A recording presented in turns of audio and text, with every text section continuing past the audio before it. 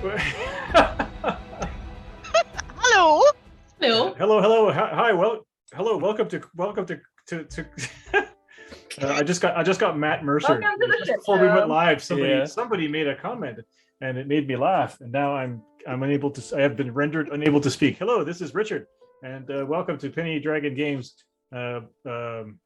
bi-weekly game of Mystery of the Churn. It is our Humblewood game. Humblewood is published by Hitpoint Press, a company that publishes publish a bunch of stuff, among others animated spell cards, which are pretty cool. Like if you've ever seen those. Anyway, you can find them at Hitpoint Press. They don't pay me to say this, so I'm not going to say anymore. I can go through some upcoming events on Hitpoint Press. Hitpoint Press.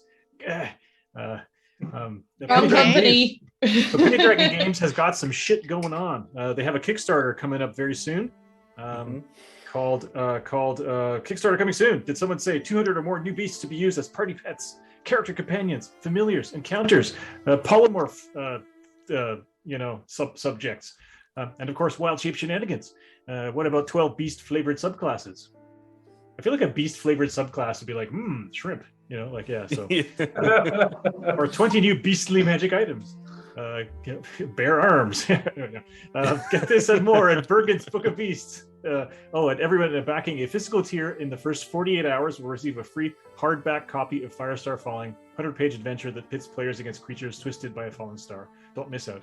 I don't know when it's starting. I think it's starting very soon, like in the next Tuesday. 15th, I think. Is that Tuesday? So in the chat on Twitch, you can see that I think there's going to be a link so that you can click on it and follow the Kickstarter. Even if you don't intend to back it, click on follow and follow it, because that helps it helps sort of elevate it within Kickstarter, so more people will see it. And who knows, maybe you'll change your mind and decide to back it. So that's Bergen's Book of Beasts. Okay, so for other games on Twitch from Penny Dragon Games, join us on Sunday, the 13th of March at 7 p.m. GMT for Cloaks of Minehelm, the Gritty campaign. Into the murky swamps, the party ventures to chase off some invasive amphibians. Until then, catch up with the story so far on YouTube. All of the stuff that happens on Twitch goes on YouTube like about a week later, maybe less than a week later. Yeah, about that. Yeah, so Penny Dragon Games on YouTube, all of the different campaigns are set up as playlists. They're great. The Fellowship of the Fallen did a bit of grave robbing last session and found a shiny new sword. Let's hope it helps in the fight against Cryovane. Join us next Tuesday, March 14th, to see what the party gets up to next. I just want to say that Luca firmly believes that one of the other characters has a secret second party that they're with. So that's what good things. Okay, so join us next Friday for the Sophoron Saga. With Asher dead and Stiletto on the run, the party have nothing left to do but return to town with Gribble and find out if his wife really wants him dead. Speaking of marital relations. Last Sunday, in episode 5 of The Violet Madness, the party got sidetracked on their way to the doctor and ended up going to the graveyard instead. There, they encountered several spooky surprises, and they all went several feet under. No new game this week, but catch the VOD on Twitch and YouTube. Now, this is the campaign that is every 2 weeks opposite Cloaks of Minehelm, right? Yeah. So this is the Sunday evening game, yeah. So there's always something going on Sunday evening on Penny Dragon and Friday, yeah. Yeah, there's always something going on Friday. There's 2 games that run opposite each other, and then Sunday opposite each other, and then the Tuesday game runs pretty much every week. Sometimes if we miss, we run a different thing. But yeah, okay. So I'm still trying to launch Roll20. So why don't you guys go ahead and introduce yourselves? Can you guys see the Twitch right now? Yep. So in that case, I'm going to ask Michaela to go first, and then tag the next person by looking at Twitch, the next person to your left. So go ahead, talk amongst yourself. Hi, I'm Michaela. I'm playing Hoot. She's a stout strength barbarian. She's gone through a bit of change recently. She found out that she was the one who harmed her sister and had a modified memory spell cast against her so that she would completely forget about that. So it's been a very rough and emotional time for her. So yeah, that's me. So the next person is Sir Arthur. Okay. Hi, I'm Ben. I'm playing Sir Arthur, the Gerbine I was going to say paladin. He's not a paladin anymore. He's now a fighter. He was a holy warrior, and now he's just a warrior. He is a knight, a little mouse man knight, and he is naive, but not quite so anymore. And just before while we're still figuring out Roll20, if anyone is going to be at Dublin Comic-Con tomorrow, Penny Dragon Games are hosting a panel on game design, which I'm going to be speaking at. Me and some other people, Paddy Finn, CEO, will be there. Keen Larkin, you might know from the D&D Ireland Facebook page. And I'm very sorry, Nikki, I forgot Nikki's surname, one of our fantastic lore writers. Nikki Grace. Nikki Grace. Very sorry. We've never actually been introduced, but I'm looking forward to meeting her tomorrow. So if you're at Dublin Comic-Con, from 5 p.m, last panel of the day, we've got one on game design. Sorry. Who's to my left? I can't see Twitch. That would be me. Oja.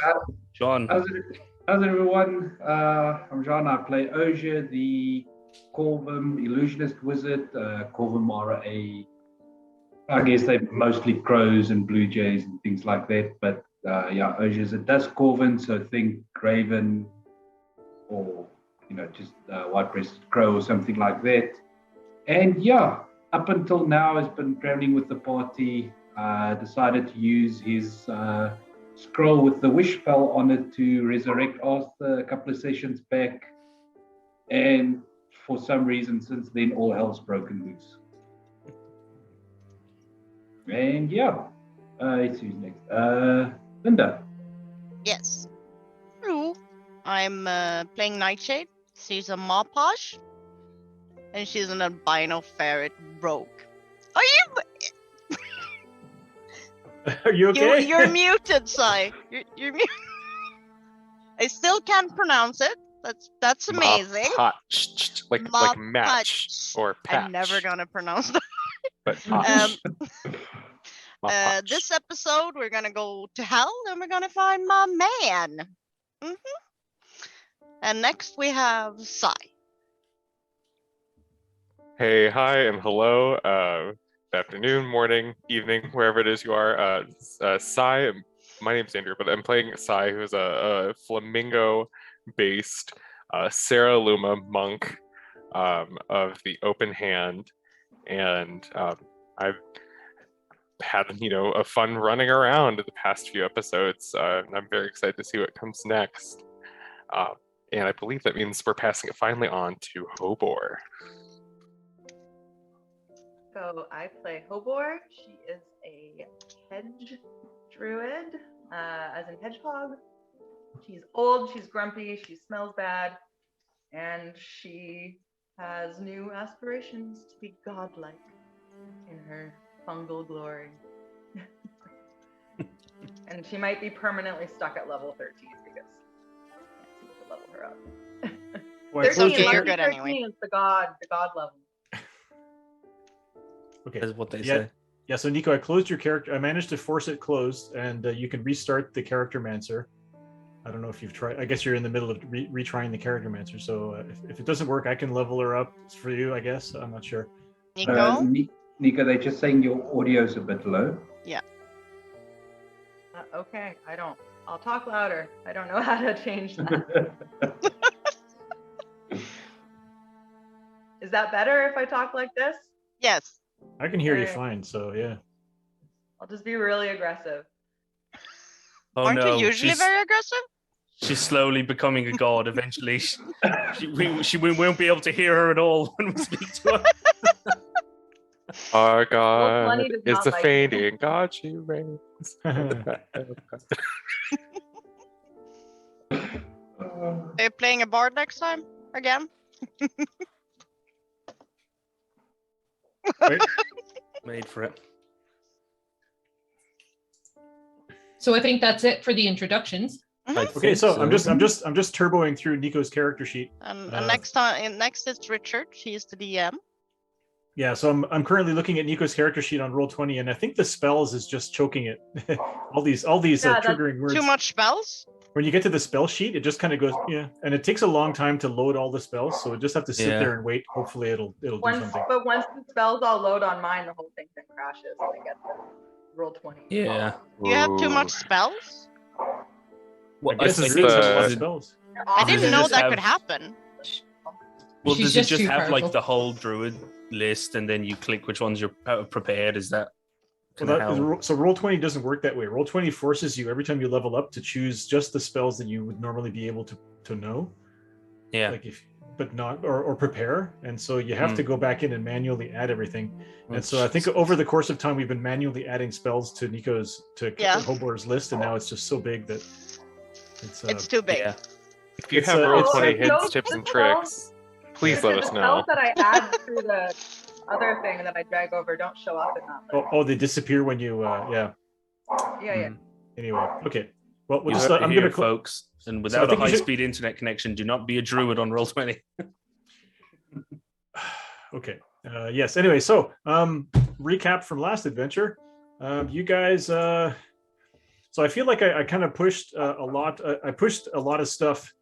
I was really anxious to kind of get that dungeon over because it was the third session in the dungeon, and I was, I feel like it's just, you could spend months and months of weekly games, dungeon crawling through one dungeon, and I just didn't want to spend that much time. So I kind of pushed the end.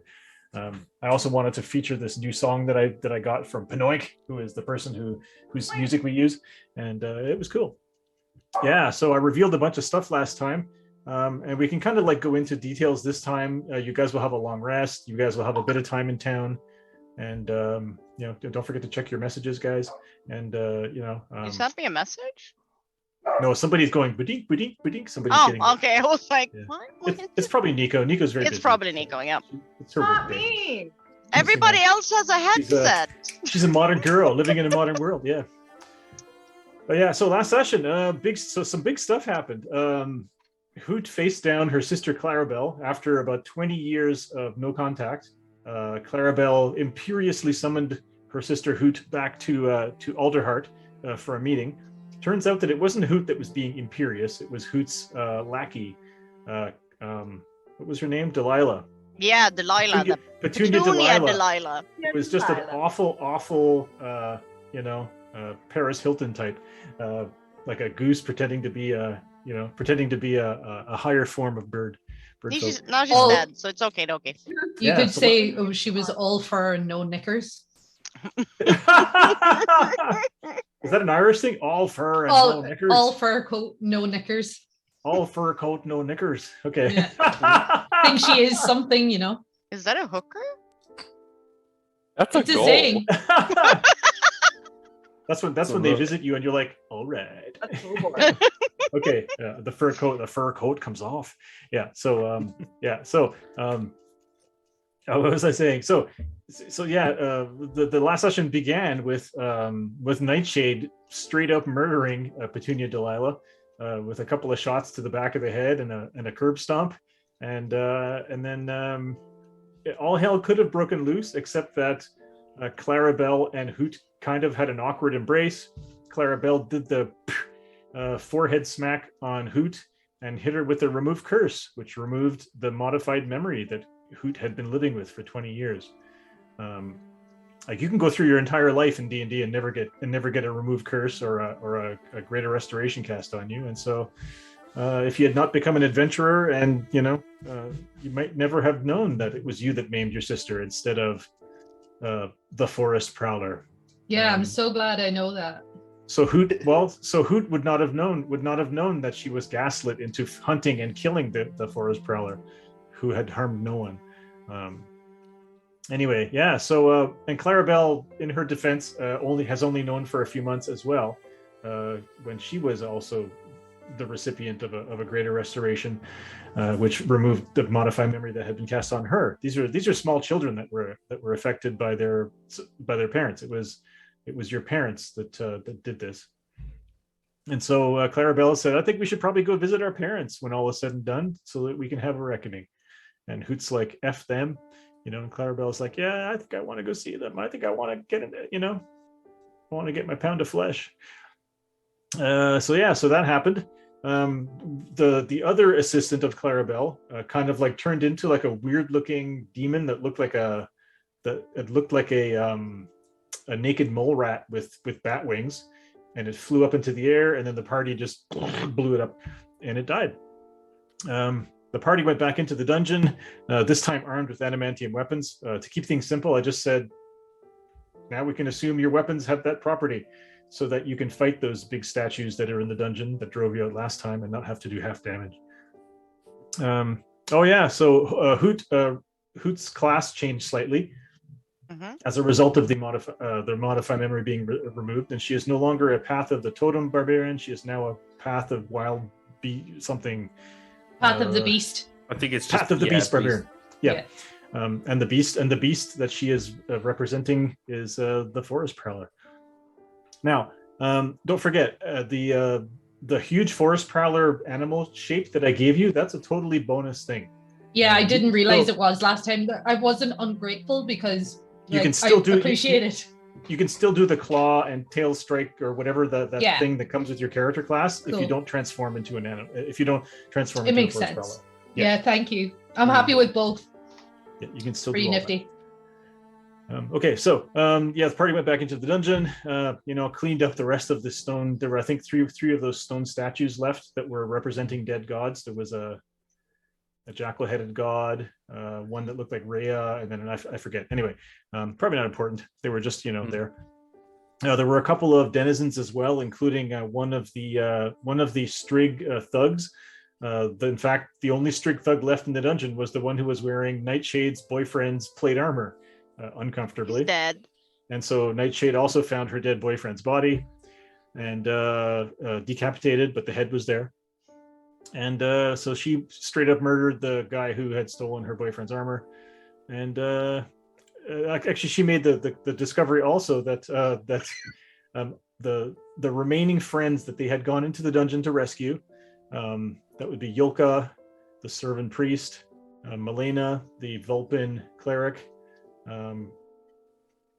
Argus. Argus. Portnoy the bodyguard, and Argus, a player character who I and killed they had off screen. no loot on them. It was sad. This is like X-Men 3. This is like The X-Men 3 Argus, level of formerly bullshit. known as player character. You kill off a main character off screen with no die rolling. Yeah. So this Argus is a character that Andrew played about a year ago for 3 sessions. And Listen, I He's had still I very known attached Roll20 to was not the a medical shade. platform. Yeah. No, Argus and Scrape, please go back and watch some of the early sessions if you're new to the streams. He was all right. He was fine.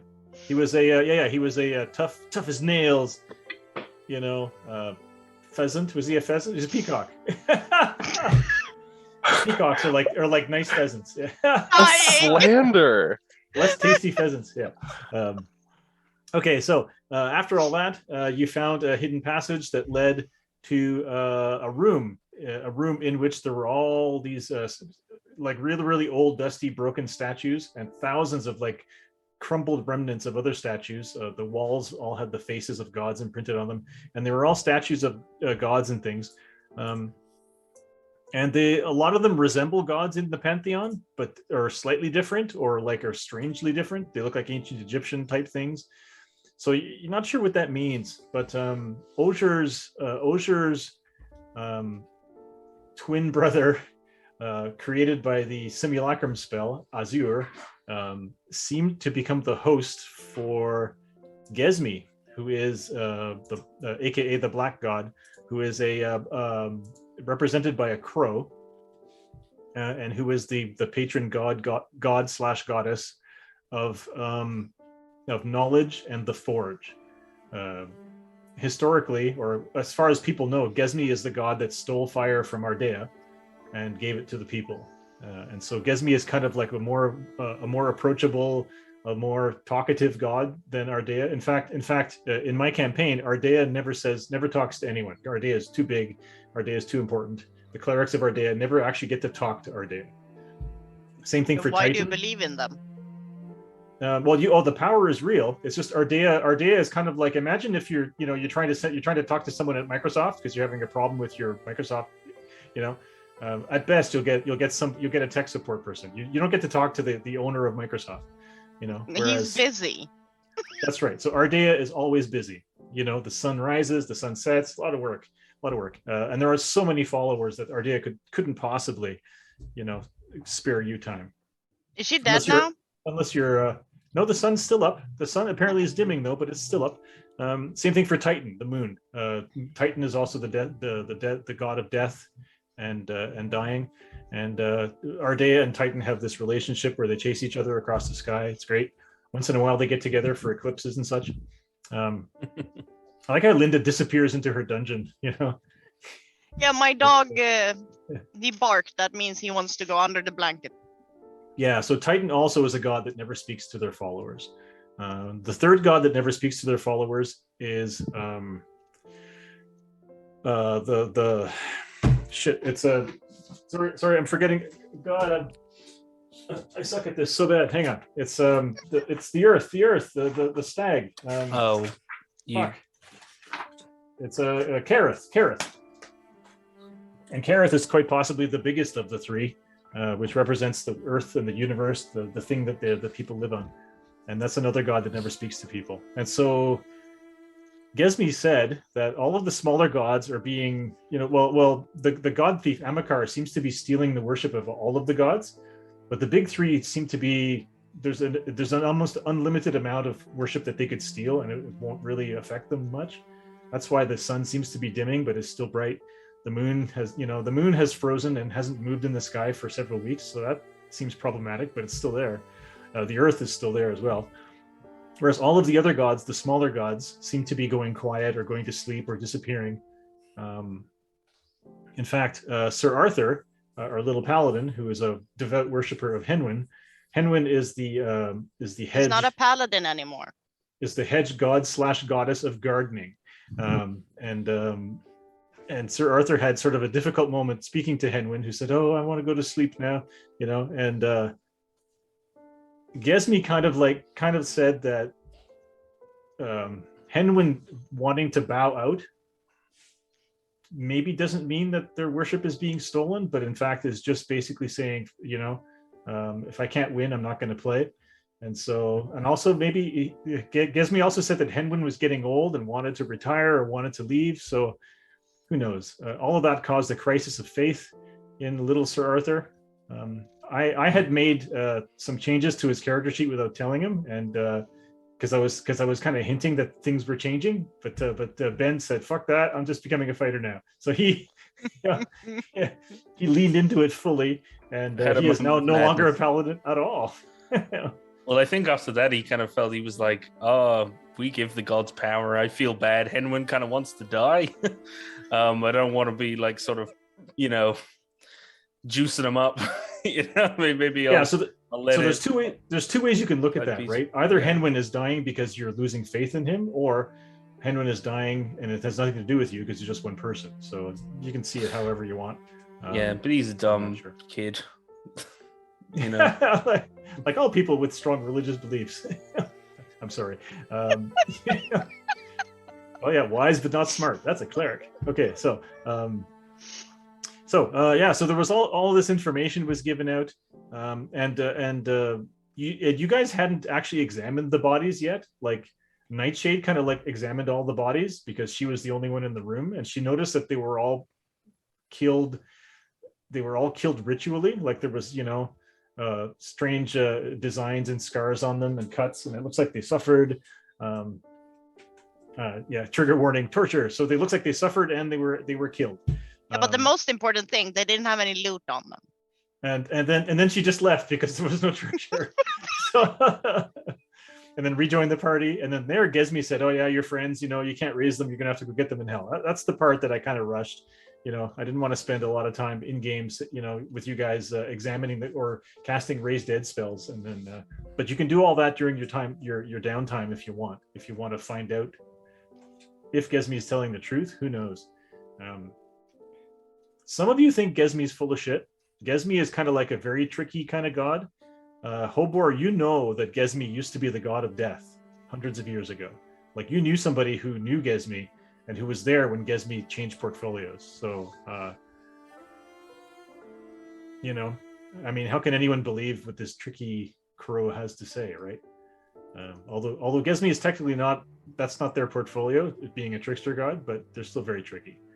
I mean, who can steal fire from the gods and get away with it? And that's a indigenous American I don't want to say legend, origin story as well for the crow trickster god, which is stole fire from the sun and became a black bird as a result. Was a white bird before, you know, very smart, because crows are very smart as well. So, all right, so that brings us to I guess you know, we can fast forward after a long rest, and you guys can spend some time resting. You can ask me questions. You can do some shopping. You know, you can ask questions about where you're going to go. Oh, that's another thing. Is Gesmi said, yeah, you're going to have to go down to hell, you know, to get your friends. And then you kind of like looking down that hole that appeared in the middle of the dungeon. You know, you see down through space, way down below. There's like a desert with pyramids and mountains, and it's dark and it looks evil. And that's where they've gone. And I want to go down. Yeah, and Gesmi says, yeah, so Titan, the god of the dead, you know, big, dumb, beautiful guy up there. He hasn't moved in a week. The souls of the dead aren't going to him. In fact, they're going down there instead. So looks like Amakar has managed to steal at least that much of Titan's power. Honestly, I didn't really care too much if the little gods got taken out, but now it's starting to get real, you know? And then Gesmi flies away. So does anyone have anything they want to do or ask? Or I'm going to switch you guys to a map that just shows you I made this map months ago when I thought you were going to go fight Clarabelle before going into the dungeon. And how did that go for you?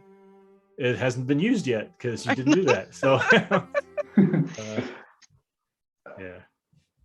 Yeah, so I mean, in this downtime, two things. I need to find a tiny silver cage with 100 gold pieces. No problem. All right, I'll add that to my inventory then, and I want to recast Simulacrum. Yes, so let's do that. So so are you gonna like recycle Azure? Yeah, basically gonna recycle Azure. Okay, he refuses. Are you gonna try to subjugate him? There seems something happened that broke the connection between the two of you. Within range, just double checking something on the wording of the spell. Cool. I dispelled it.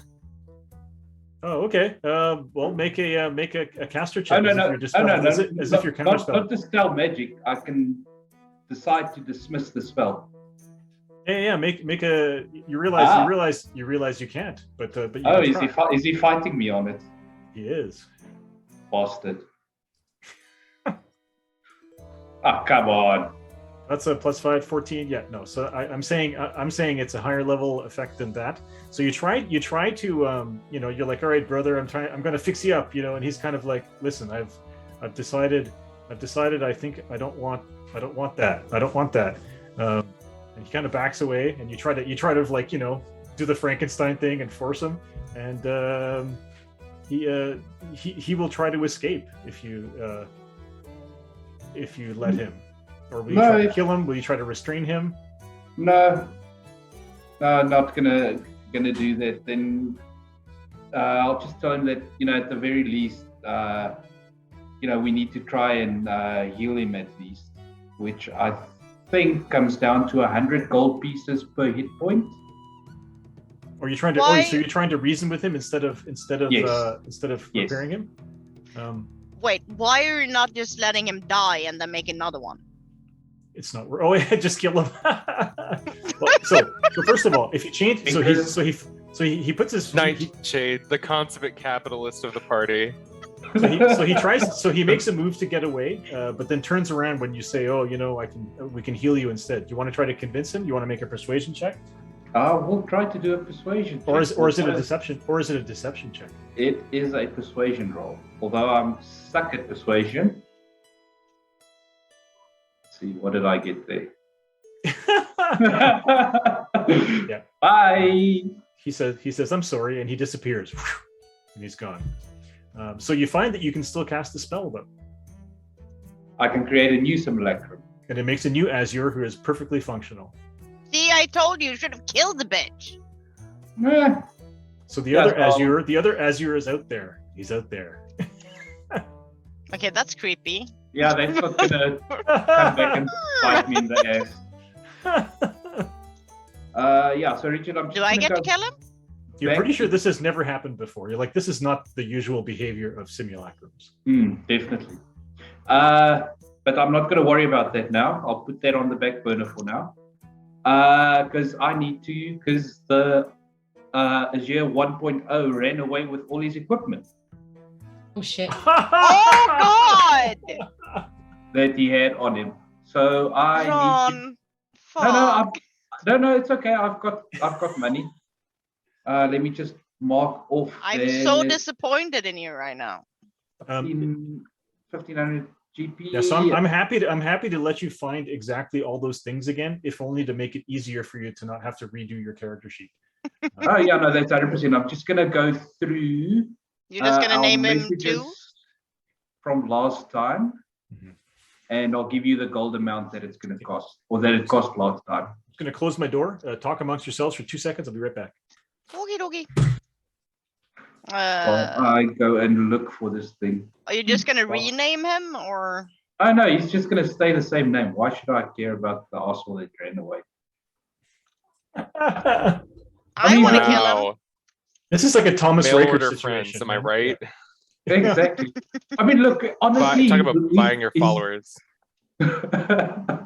He's low on HP. He's low on spell slots. He can't do much. Remember Yeah, but Thomas if I Riker can in kill Star Trek: The him- Next Generation? No.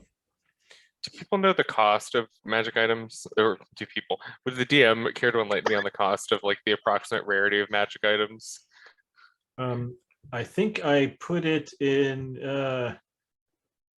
Didn't I say that uncommon items were 500 GP? Oh, that was actually for that other game that we did. Juan, can I ask you to find that? Do you have that pricing? And paste it in there? I'll go look for it now. So the total is going to re-outfit. The new Azure is going to be 504 platinum. Okay. So you're just going to go Up outfit to where he was. Yep. Okay, so there's a Gizcog is not here. It's only been a couple days since you left Salter's Port to come here, so Gizcog hasn't made it here yet. He said he was going to come, but there is a platform that has all of the magical sellers, including one young lady. Her name is Eliza Pennygleam. She's an Illyrian who is like a cat person. They look like lynxes. Do we And trust she's like, her? hello. She's like, hello, I'm Eliza. This is how I'm going to talk. Truth. No, just no. But just no. Okay. Well, so she'll sell you all the stuff that you need, you know. She's All like, right. can I interest you in anything else? No, just all of the things, and then yeah. What I will also also the other things that I would need, Richard. I don't know if you have a price for that yet. Are you showing me something? Are you... No. So that what we discussed on chat quite a while back. That I'm. And that he's I needed supposed to remember that? those Hang on, those Hang on, let me check. proficiencies that you gave me. Oh, yeah. I'm assuming I'm going to need raw materials for that as well. Yes. Oh yeah. Are you gonna take the spells that we got last time, so you can write it down in your book?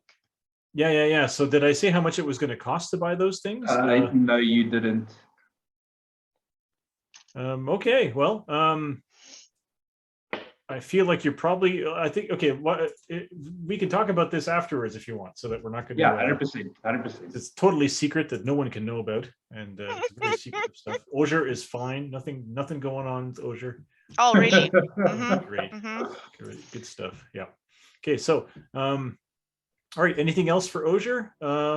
No, just that. So Nyanja is I'm now just a gonna level say- 14 simulacrum.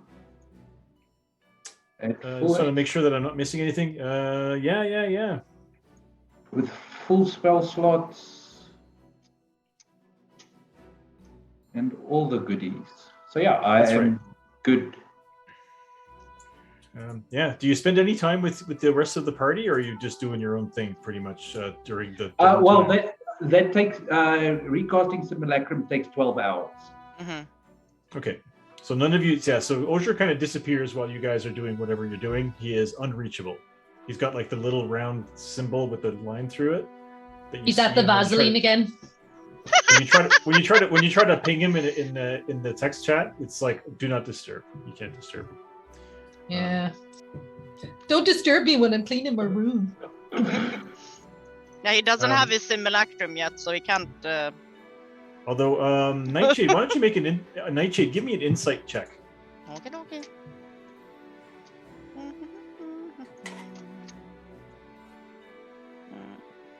And I need to find it. There.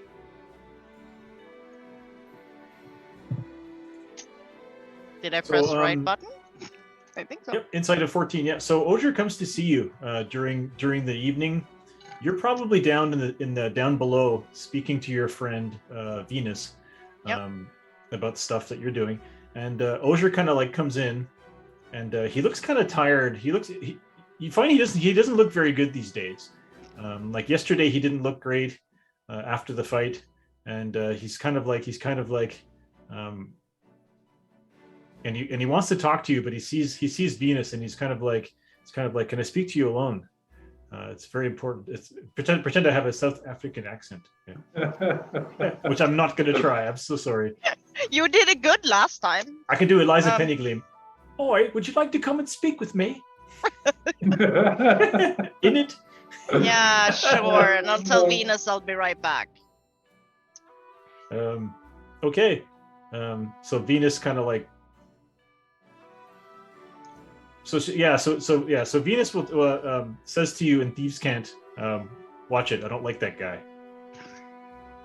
Okay. I'll trust her. So. Okay. So Osier kind of says, listen, I have to leave. I have to leave for a bit. Don't worry, everything's fine. The good news is you're not gonna have to worry about protecting me just for a little bit. Don't worry. I think something is wrong with my simulacrum. It seems to have gained a life of its own. I don't understand, but I need to go. I need to go away for about 12 hours. Don't worry. You'll see me tomorrow. And everything can I will be look fine. if it's him or not? Yeah, you're inside at 14. He looks like him. Like he's equipped exactly the same way. He's got that stupid little hat on. He's got the water wings, everything, So yeah. If my Do I water wings trust out of him, it. You're not sure if you're pretty sure he's not reading your mind. Well, no, I'm hoping that because otherwise I'm gonna slap him again. I'm totally reading Nightshade's surface thoughts. Kill. Yeah, there's nothing going on in there. Yeah, so he says, anyway, I just thought you should know, and I'm going to go now. And so he kind of backs away and he leaves. Does he look weird in any way at all? He just looks stressed. Yeah, he looks injured. Like after the fight last time, you weren't really paying attention, but you're pretty sure he didn't accept any healing from anyone. I mean, you're pretty sure. Actually, well, give me a history check, which is remembering things, because your perception's really Sure, good. I'm not good with that either. No, I'm not. 4. You saw him. You saw him drinking a potion after the fight, but you don't remember that it didn't work for him. Like your character doesn't remember that, but because you were so happy. Am I that you managed to drunk? murder- Is this the problem? Yeah. No, so Osier leaves, and then that's it. So your character doesn't know that it was actually Azure that came to see her. Okay, she doesn't know. I know, but she doesn't know. Then I'll just go back to Venus and talk, and then you'll take me. So you turn around and go back in, and Venus is not there. And then she comes in through the door, and she was like, "Yeah, I came out to follow you because I didn't trust that guy. There's something wrong. You didn't notice? He looked. Anyway." He's always that way. I'm pretty sure that wasn't a real person. Anyway, whatever. Okay, so who wants to do something? I want to shop for a house. Okay, so like, is Clarabelle gone to see my parents? No, that's not gonna. No, she won't go. She won't go without talking to you first. Clarabelle has gone back up to the council. Mm-hmm. So sorry to interrupt you there, Richard. You got blessed. I just got 1d4 healing. And I got blessed as well, I think. I'm going to let you... Yeah, and you got blessed too. I'm going to let you rule on that one. How did you get a D4 healing? From Carrigy. Yeah, 100 bits.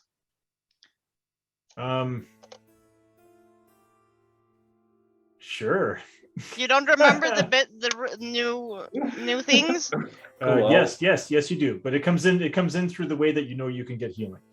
Yeah. Yeah. So. Thank you, Carrick. All of a sudden, yeah, but is it for Osier or a zoo?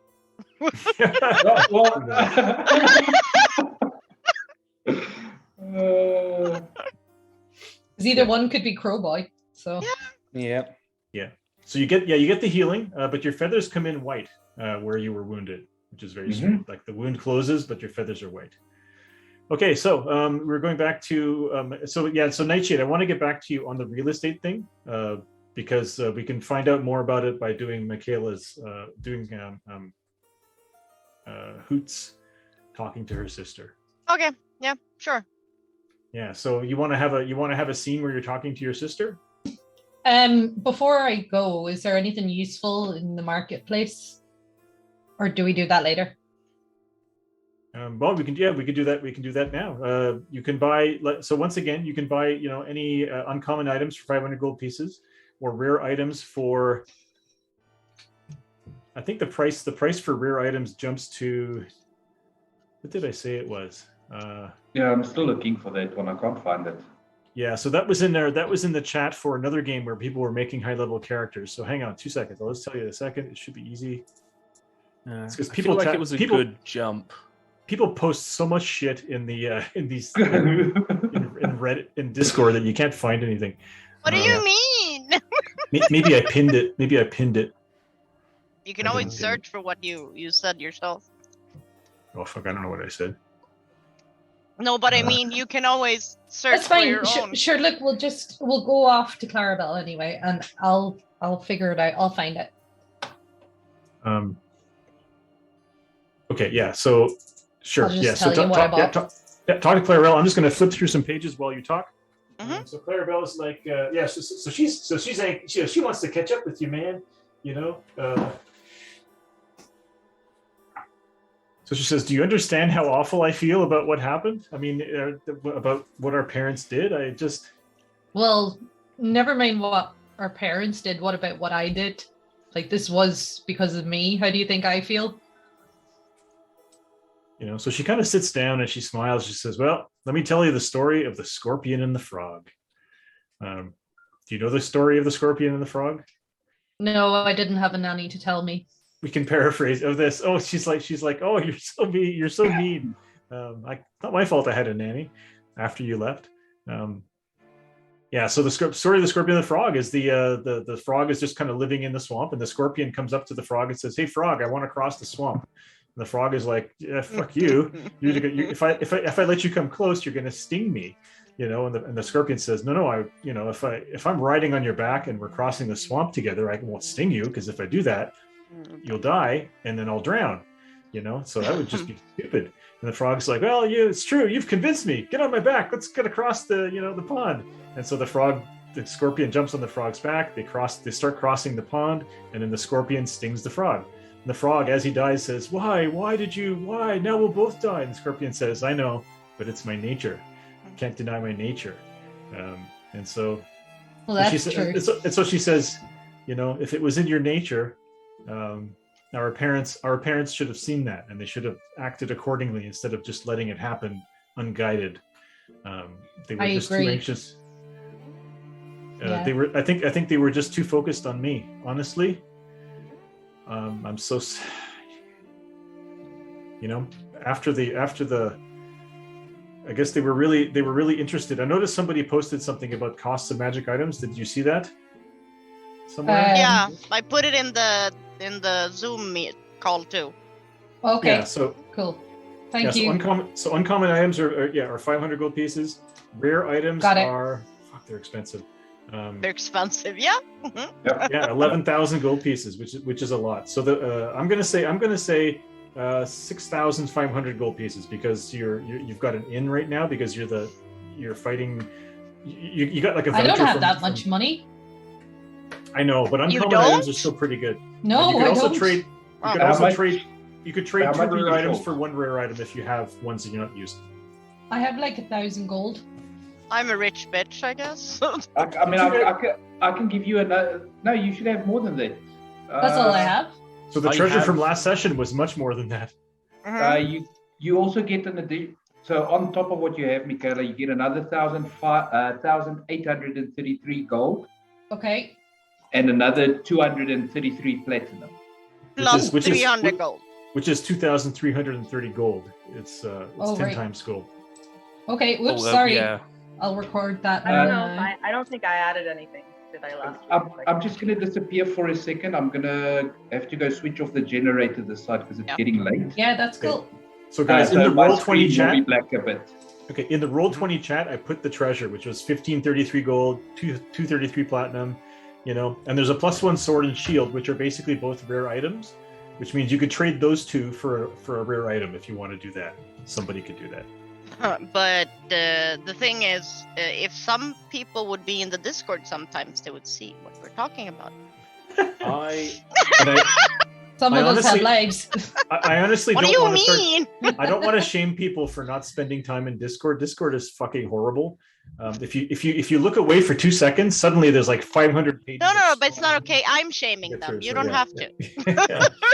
So, does somebody need money because Arthur has been like just saving all his pennies. The thing is, I can always take for dragons. For dragons, yeah. For like a place to put the mouse babies. Yes. Or to outfit new hedge knights. But if it's a magic item emergency, he's got like 1,200. He's got 12,000 gold pieces. Yeah, I'm gonna spend all. 1,2,173. Well, yeah. I'm gonna spend all my gold on babies. So I'm gonna have a think, Richard, and then I'm gonna let you know what I choose. Okay, but and you can you can do this during breaks or after this. We'll do it later. So that's why he's like no idea what real estate's gonna cost. So it could be like 100,000. It costs about 100,000 So if you just pretty sure we said So yeah. Yeah. So Clarabelle says she says I don't blame you, sister. You were a child, but basically you were like a child with a condition that our parents should have been able to help you with. And it was just tragic that it happened. She says I blame the alternative academy. That's the school that we were going to for the music lessons. The Professor Persimmon, I think, had some kind of influence over our parents. Where would I find this Professor Persimmon? I think Papa was pretty thoroughly hypnotized, but I think Mama is just bad. Okay. Like I shudder when I think of what Mama said to you before you left. And then I visibly shudder, ruffle my feathers a bit, and then I say, okay, I think it's about time we get this aired out. She says, well, you might want to save your friends first. Yeah. because I prepared that adventure for now. So No, no.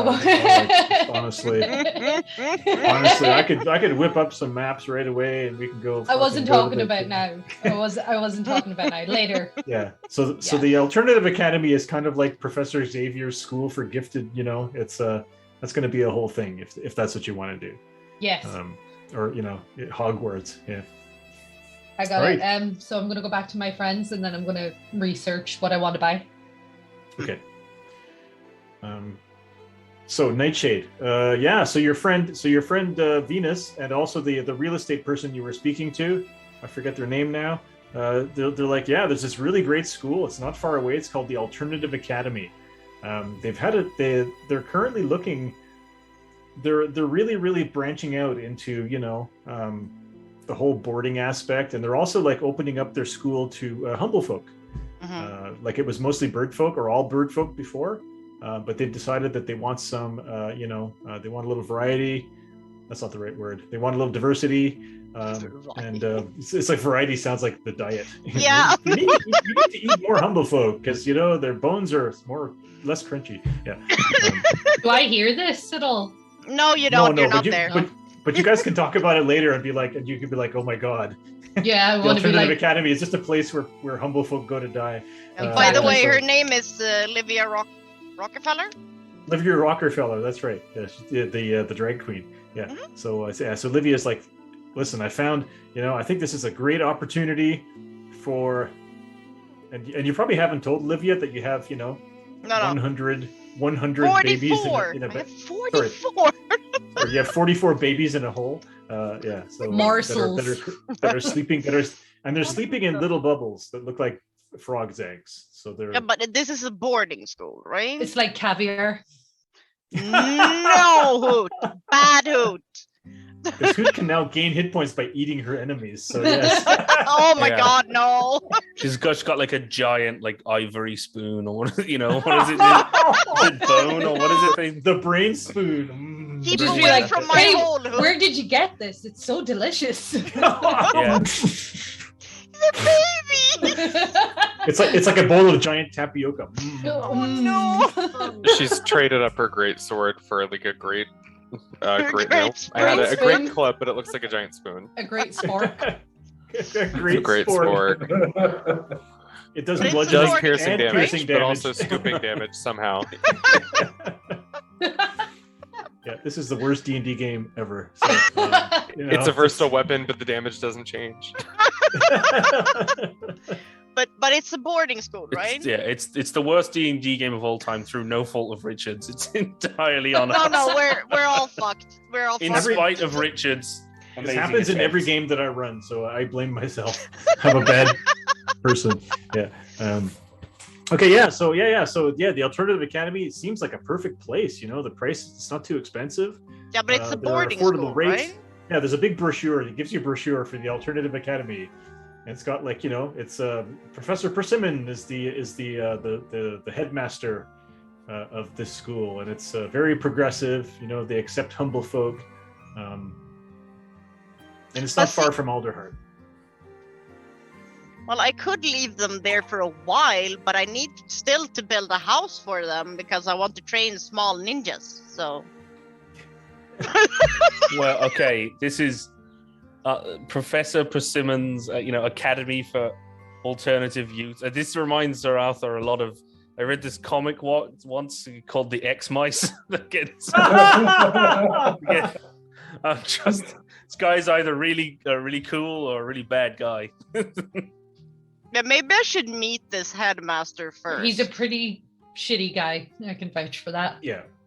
Yeah, but Yeah, I so mean, you guys- if I don't trust the headmaster, I'm not going to leave my babies there. Then I still have to find a house. Yeah. Mm. Yeah. So you can. Yeah. So anyway, so you can. Or a new sugar daddy. So that's just information that you have, and you can act upon it afterwards. Like I said, you guys can't really act on it right now. Yeah. I want to get back to. Do you know the Hoot. headmaster's name? Professor Yeah, it's Persimmons. Professor Persimmons. His first name is Okay. Professor. So yeah. Of course it is. Thank you. And that's I spelled think Professor Persimmons. Xpersim. I think Professor Persimmons was the music teacher and is a strig. So a big barn owl. Oh, and you think I'm gonna trust him with my babies? He's like, Yeah, exactly. It's like Hoot. His office is full of little bones on the ground, pellets. It's like, this is why we're accepting new folk. We only lose 30% of our students in the first month. Yeah. Okay. Yeah. So getting back to Hoot. Sorry. About 8 hours after when you sent the winky emoji back to Lady Blaze, you get back saying, yes, I'm up. Winky emoji. Eggplant emoji. No. Squirting water emoji. Yeah, that's the okay. Yeah, I don't know what the female. It's the squirting Venting. water emoji. And a beach. So I'm gonna. I would speak to you, my friend. The water grows very dark and cold. It's also wet, but it's always wet. So do you reply, or do you keep her on red for? I keep her on red for. Yeah, you can see the 2 blue ticks, and yeah. Do you start typing? And you start typing, but then don't finish, so that there's just a dot. Hoot is writing an answer. And then stops, and then I start writing again, and then stops, and then she never gets a response. So. Yeah, so arg, the ocean gets That's deeper. the Microsoft Edge. Yeah. Okay, so Nightshade, is there anything else you want to do? No, besides talking to the headmaster, I'm pretty much done until just going to hell. We're going to hell, right? So Yeah. I should get more bolts, or should I? Or did you give me more bolts that was adamantium? Was it? Yeah, I gave you some adamantium. As if you had adamantium bolts, you can use those for sure if you're shooting against statues and shit. Yeah. Should I buy just the new regular ones? Maybe? Yeah. So Venus is kind of like you're going to do this. You're going to do this. You're going to go to hell, sister. Of course, I'm going to hell. Like, I need to get my man back. Who else is going to keep the baby safe? When I knew you before, you didn't want to go to hell for no man. Just saying. No, I know. But I'm still pissed they killed him. It was my man. Nobody kills my things. she's like, okay, now I get it. But you. I think we were all waiting for that. They don't pay. Yeah. So she says, are you like equipped with weapons and stuff to go? I need more bolts. She says, well, why don't you I can get you a deal on some bolts if you want. Yeah, that's nice. Thank you. Okay. She says, well, what are you shooting people with these days? Crossbow. So let me see it. You hand it over. Yeah. So it's basically your basic light repeating crossbow. It's +1, I think, right? It's +1 light repeating crossbow. Yeah. It's nice. She says, oh, that's pretty nice. It's kind of big though. She says, that's not what she said. She says, I got a line on something that you might be able to use. I can get it for you for like half price if you want it. It depends what the price is. It's a hand crossbow. I don't know what the hand crossbow costs. Well, it's a magic hand crossbow. It's a rare magic item. So she says I can get it for half price. Like that asshole Gizcog tried to sell it to me for 11,000, so I fucking stole it from him. No, I didn't do that. Sorry, I didn't steal it from him. I found another seller who owes us a favor, and I could get it for half price. So for 5,500, I can get you this. It's called the Artificer's Hand Crossbow. Yeah, I can't take it. I'm saving money for a rainy day.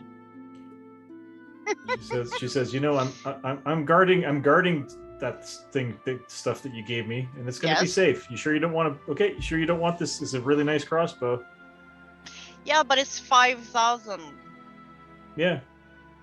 And I don't know how much the The Well, house is gonna cost. this last adventure, you gained 2,300, 2,000. You almost gained almost 4,000 gold pieces. So I don't know. I have almost 2,400. No, wait, sorry, 24,800. But I'm saving up, so She says, "You know, you're the one paying for drinks tonight. I'm afraid."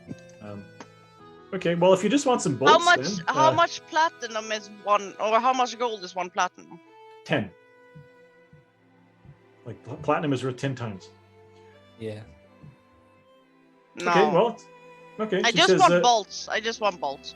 Yeah, sure. I got some. She says, same guy could sell me. Where are they?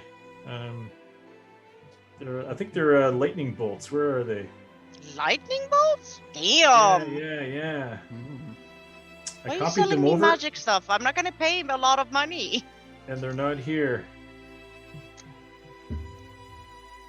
Nope, can't find them. Hang on. Just. Are they like crossbow, like javelin of lightning, but crossbow bolts? No, they're Arenthal's arrows of cracked lightning from. Oh yeah. From the tragic book, from the Aizendore's.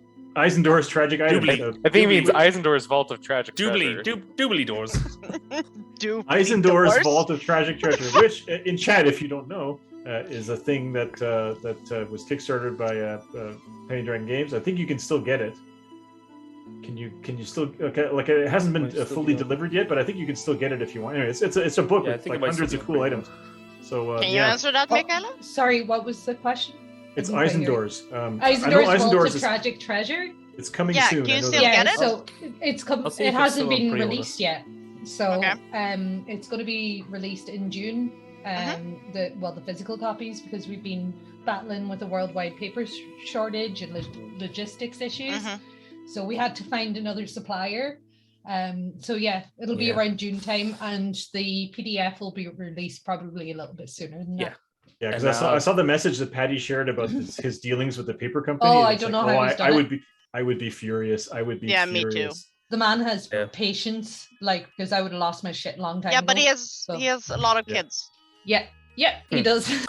So But to answer the question, yeah, the pre-order is still there. So if you go to the Kickstarter, there's a button for the pre-order store if you feel like. Remember, that's Eisendore's Vault of Tragic Treasure, not the tragic book, which was The our tragic parody response to the good book. That's all I'll say about that. You could even say it's just the good book, from a different point of view. Well, yeah, if you're Baptist.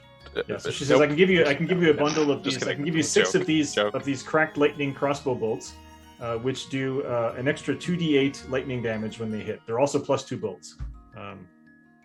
and they cost. That would be 10 times. So the rules for consumable items in D&D I find are extremely harsh. So I'm doing 10 times less cost instead of half cost. So you're looking at 1,100 gold pieces for 6 crossbow bolts. Okay, can I just get regular bolts? Stop Sure, giving yeah. me magic shit. I can't afford it. I need a Okay. house first. I want to know how much the house is before I can, throw money at stuff. So she's like 10 gold pieces for as many bolts as you want, regular bolts. As many as I want? Yeah, you're gonna fill your hole with bolts. Yes, I'm gonna fill my hole with bolts. Now, how many bolts Nice. can I have in the hole? Uh, I'm not joking. How many bolts can I have in the hole?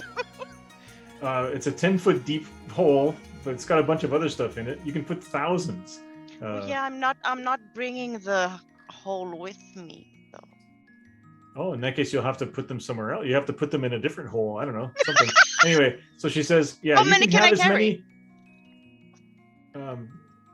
I don't really do encumbrance, and so I don't want to have to worry too much about. Okay, You can so spend- you can spend 1,000. 10 I'll take 1,000 ones, and they're very tiny. So I just put them. Yeah. They're each one of them is like the size of a pencil from a light crossbow. So you can have like, I don't know, 50, 100. Yeah, You only I'll shoot take you only 100. shoot once or twice per turn, so Yeah, I'll take 100. And I'll take away 10 gold. each turn takes about half an hour of real time. So like in our. But I shoot a lot of arrows in the long run. I haven't bought arrows in a while. I'm never going to make you keep track of ammo, so you don't have to worry about it. I thought you wanted to buy magic bolts. No, I can't afford it right now. You need to tell me a price on a house before I can throw money at stuff. You can afford it. You're just being stingy. Yeah, no, I need the price to the house first. So do you have inspiration right now? Me? Yeah, No. so if I'm going to give you inspiration for basically not buying any magic items at all, even though you could, because this is progress for Nightshade, who normally just wants to murder everybody. So yeah, it's good. Yeah, but no one's supposed to know I'm this good-hearted. Don't tell anyone. No, what secret's safe with me. Everyone, stop watching this stream. Okay. Anybody? Does anybody else want to do anything? I'm still still checking out items here, so just bear with me. All right. Well, Michaela, Does anyone else want to do anything? doing that, just to retcon a bit, Richard, those scrolls that we got, I'm going to give Hobor the scroll of giant insect because I can't use it. Okay. And then giant insect. It turns an insect or insects into giant versions of Does she have a magic book she can write it in so she can have it forever? Or no, she can just cast that any time. Okay. But the Just scroll once, means she doesn't have right? to prepare the spell. Yeah. So then I want to try and copy remove curse and modify memory. oh my god, I got a blast Okay. because I done one good thing in the whole campaign. That's great. Oh my Yeah. god. So you want to? So I think if you're copying it, you don't have to make a die roll. You just have to spend time and money. Nah, I need to make a die roll. Oh, to copy scrolls or to From copy a scroll, yeah, from a scroll. Okay. I'll give you So advantage. You wait until your simulacrum is made, and he'll help you, and you'll get advantage. Yeah. So yeah, the first one's a DC 13. Yeah. So your relationship with your first simulacrum was kind of like the evil professor and what's her name in Nightmare Before Christmas, Sally. Yep. You know? Like he gave her half his brain, but then Sally kept running away. You know, and then finally he just made another servant who was pliant. Yeah. So. Yeah, that's the one he gave half of his brain to. Yeah. Oh, yeah, that's right. Okay. Yeah. So yeah. So the first one, Sally ran away, and now you have a second one he's very amenable. You have a good connection. You know, you don't have to reboot him or anything. He's the Bluetooth is working. Yeah. I know what I want.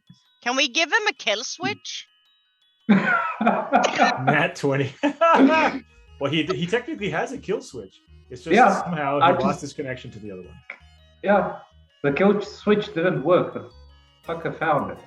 Yeah, and Ozier's very intelligent, so you have like you go like into like your your mind palace, or your perfect mind, with you can see symbols, and you're like, it's when you cast that wish that the severance happens. So who knows? That magic was so powerful that it just it destroyed your connection to your. Yeah, everything comes down to that wish. That's right. So, so getting back to Nightshade, you've done your stuff. Juan, you've done, or Ozier, you've done your stuff. Anybody else? Hobor's interested in learning more about the godlike story thing. Zugmore? But I don't know if that's something we can do. Like, where are we exactly now? Well, so during the evening of downtime that you do, those two old ladies come to see you. I keep saying old, but they're actually middle-aged ladies. That's Elephant Head and I forget their names. Wasn't it Buttercup?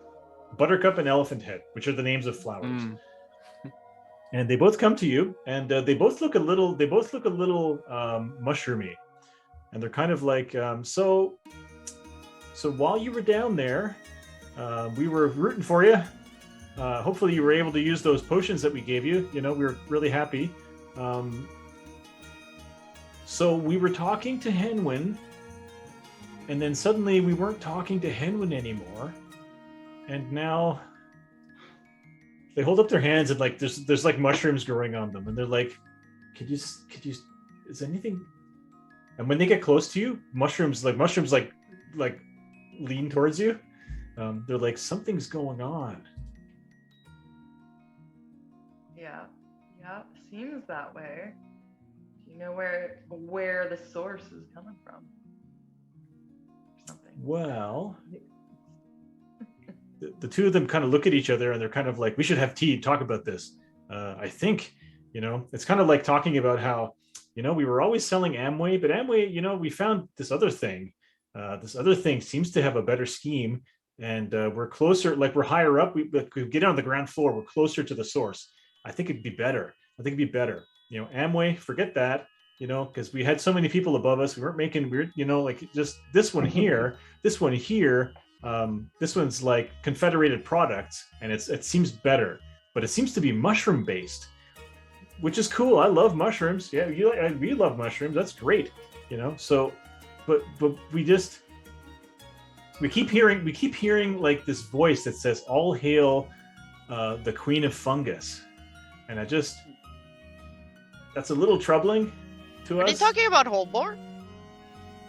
Or do I get the sense that they're like being kind of possessed by this weird mushroom magic?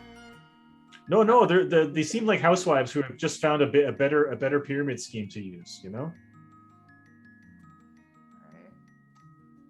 These aren't my two friends, are they? Yeah, they are. Okay. I'd like to invite them to come and meet the group and chat with the group. Oh, sure. We can maybe try to get some of your friends to join our belief and thus increase our like get them to join under us so that we can profit from it. Yeah. Are you sure you want Nightshade to meet them? She will stab them if they try something. Well, Nightshade's not there to say that. So anyway. No, I'm saying this to Nico. Just so Oh, but why would Nightshade hurt them?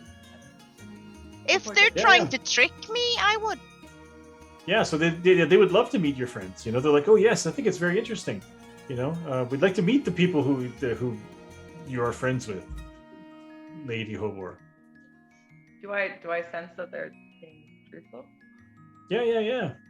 Okay, yeah. I'd like to invite them back. Yeah, so we can have the meeting. We can do that right now, so we can pull everybody in. So. Well, I still have one more thing to do. Okay, yeah, but sometime during your downtime, Hobor kind of brings these two ladies around. Osier is not available. Osier is basically offline for 12 hours, but the rest of the party, Nightshade comes and goes, but you can meet them individually, or like maybe at breakfast or something. I'm out drinking with Venus right now. Okay, well maybe you can schedule a breakfast meeting, tomorrow after everyone's done all their stuff. Because Osier just told me he was just going for a walk, right? Yeah. That was at night. Yeah. We're jumping back and forth in time. Okay. So I can. So Sai.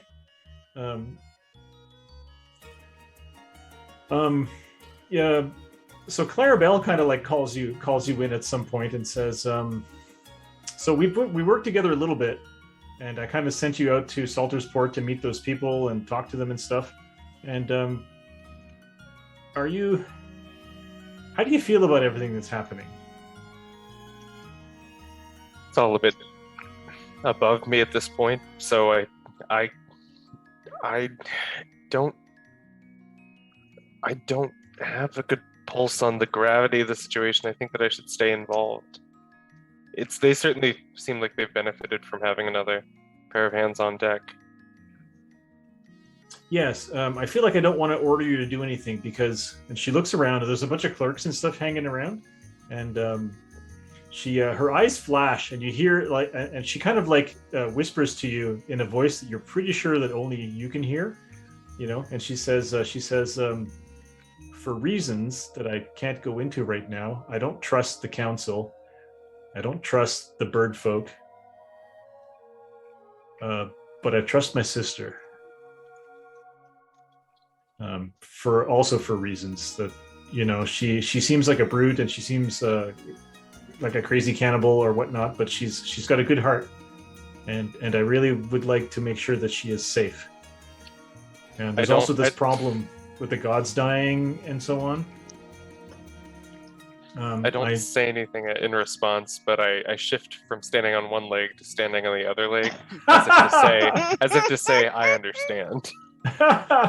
You want to make an insight check? Sure. Let's see if Roll20 will crash my frail connection. Oh wow, it's really doing some stuff.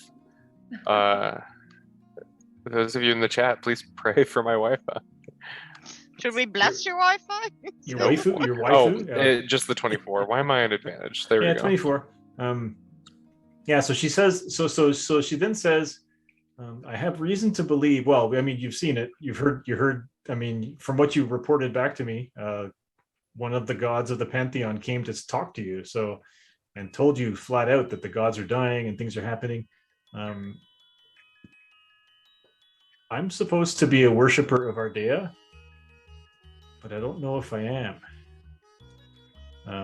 And with your insight roll, she seems quite terrified.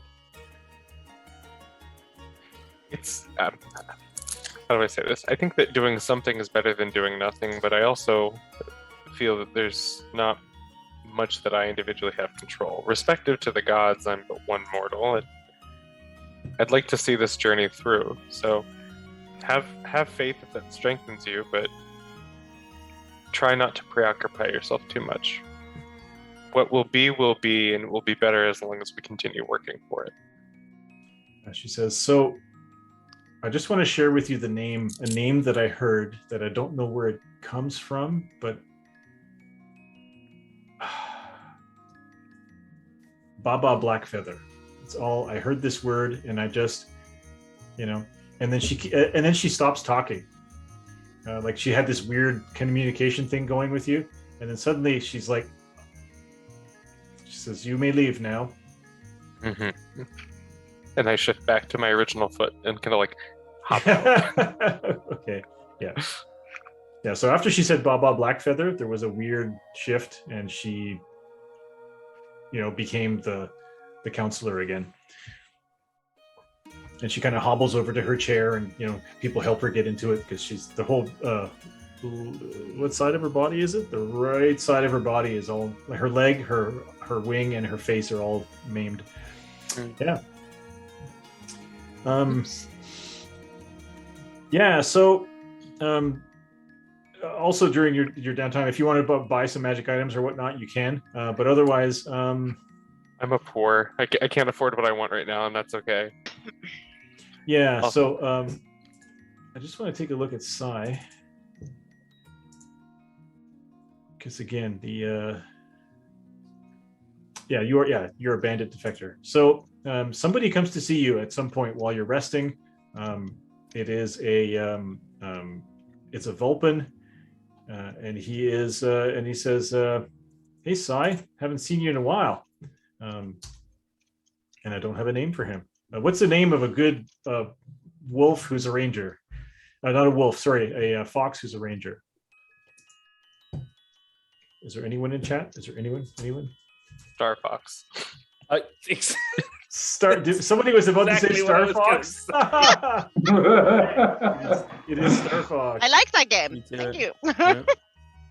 It's spelled with an H so that we're not copyright infringing. Oh, okay, yeah. It's like Star Fox. Star. That's his first. Star's his first name. Fox, Fawkes, is his. Fox. He likes to set things on fire. Yeah. So Star Fox. Yeah. So Star Fox comes to see you and he says, "Heard you're going on a big mission." Star Fox is someone you knew before when you were in the Bandit Coalition. Elaborate on that. What did you hear and from whom? And I grip my quarterstaff a little bit more defensively. Yeah, so people noticed when the giant hole appeared in the floor of the forest, and then they saw you come out and have the confrontation with the lady who's right over there. Like you're just on a different. You just left the your meeting with Lady Clarabelle, and so some of the guys who were in the Bandit Coalition are in this new organization that I'm in. We're like a splinter group.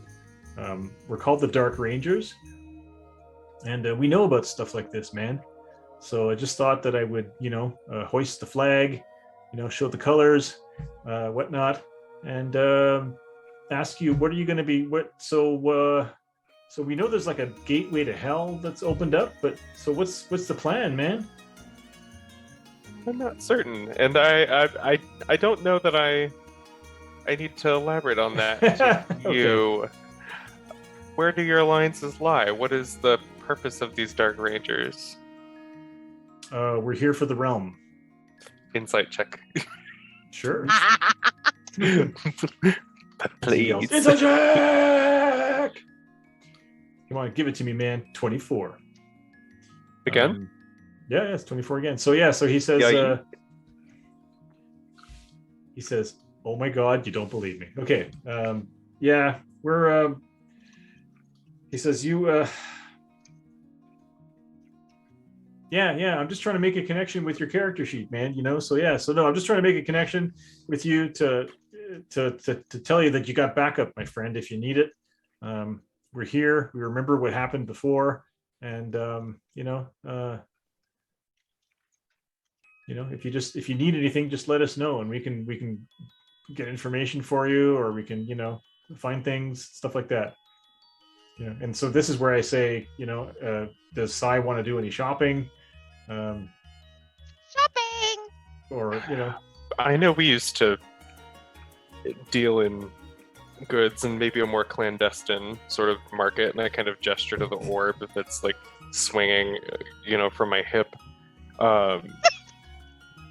Might you still know people who might be able to procure me some things that are ordinarily more pricey or perhaps a little bit more legitimate, but in this scenario, hypothetically, less so? Shouldn't you talk to But you want, Nightshade about this? you want you want cheaper stuff, or I'd like fineries, but on the cheap. well, I'm generally just looking for things that could be a little bit better for my protection. That we had a pretty harrowing encounter, if I'm being honest.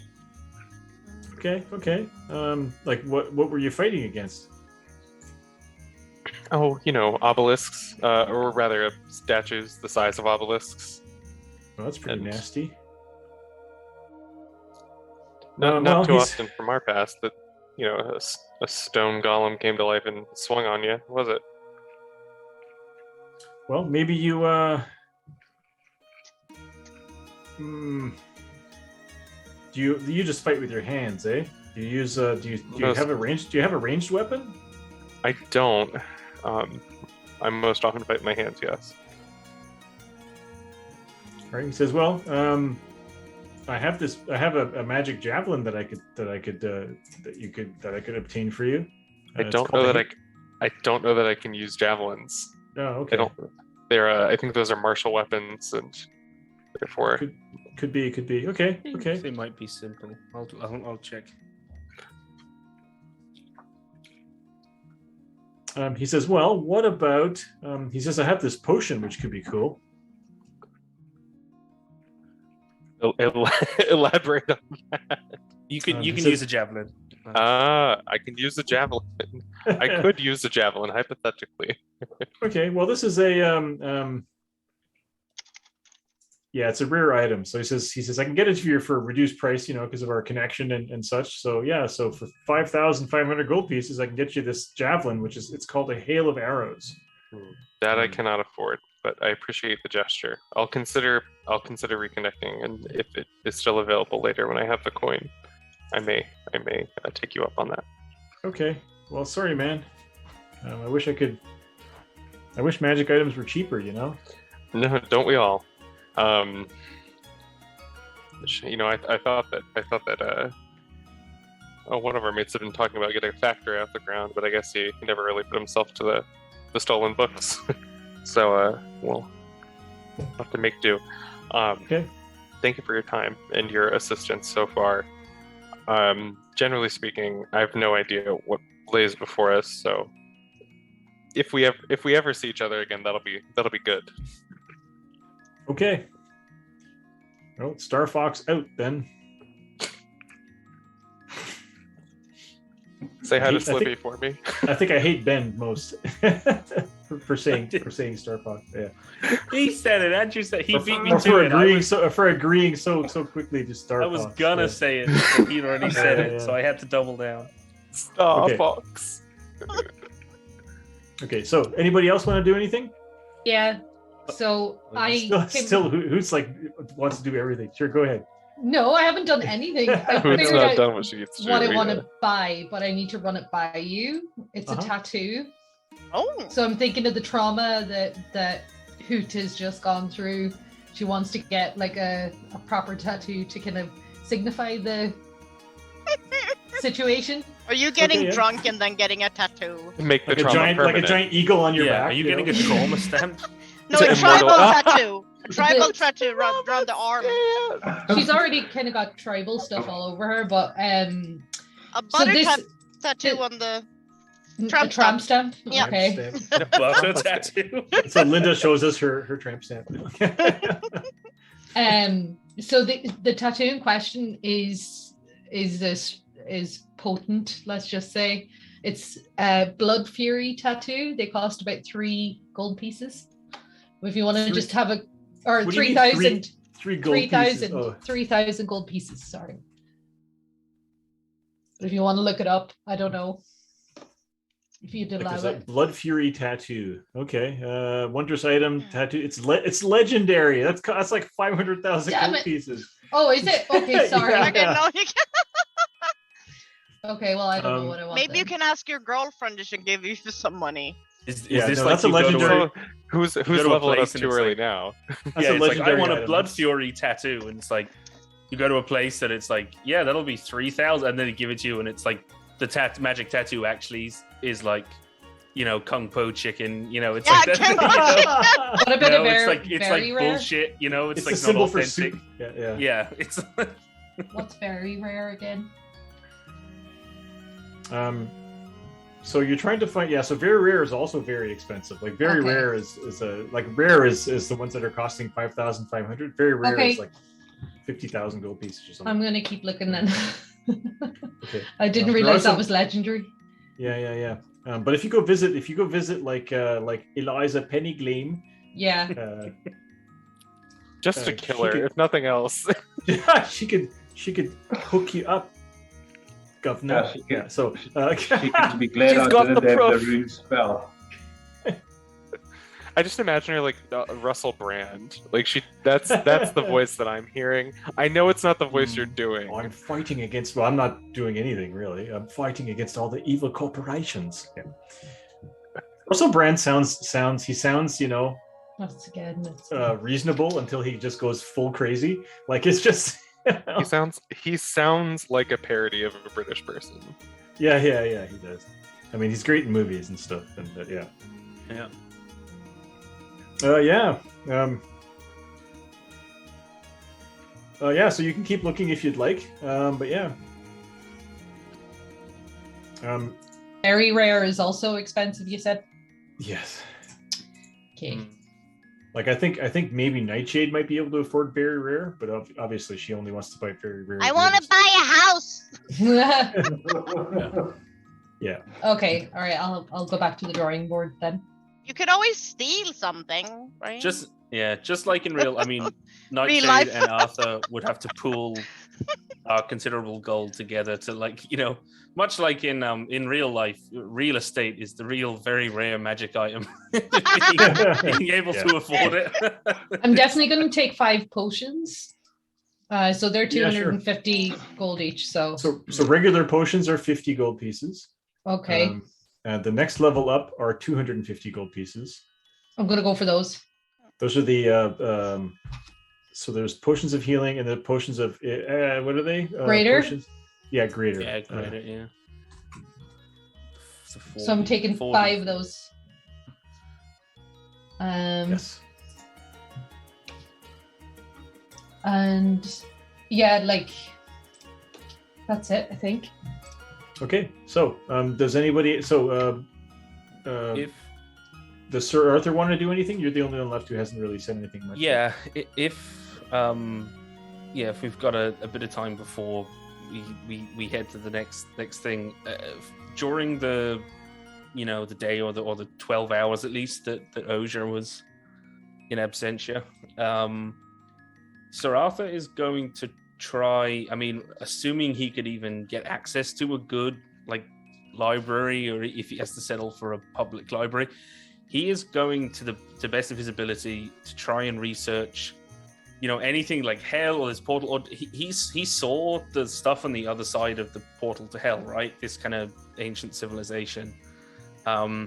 He's proficient with history, so I'm hoping maybe he'll have a bit of a chance of doing a bit of research, because he doesn't know what he's walking into, All right, yeah. And he so kind of wants some time just to himself, Absolutely, yeah. So you can find a library somewhere, or a rare bookstore, run by probably a mole, a mole named. Hang on here. The mole. Mr. Mole. Married a mole. Yeah. I'm thinking about the Austin Powers. Mole. Mole, mole, mole, mole, Morris. mole, mole. Mole. Or what is the name? Oh no, he's what is the name Mole. of he's probably just King Richard or something, but the king in Milbrook's Robin Hood Men in Tights. It's just I have a mole. I think we're going to call the mole Farquhar. His name is Farquhar. Yeah, Farquhar's Mole Bookstore. Yeah, so you can go in there and try to get some information. So you can make a history check with advantage if you want. I'll see what will come of this now.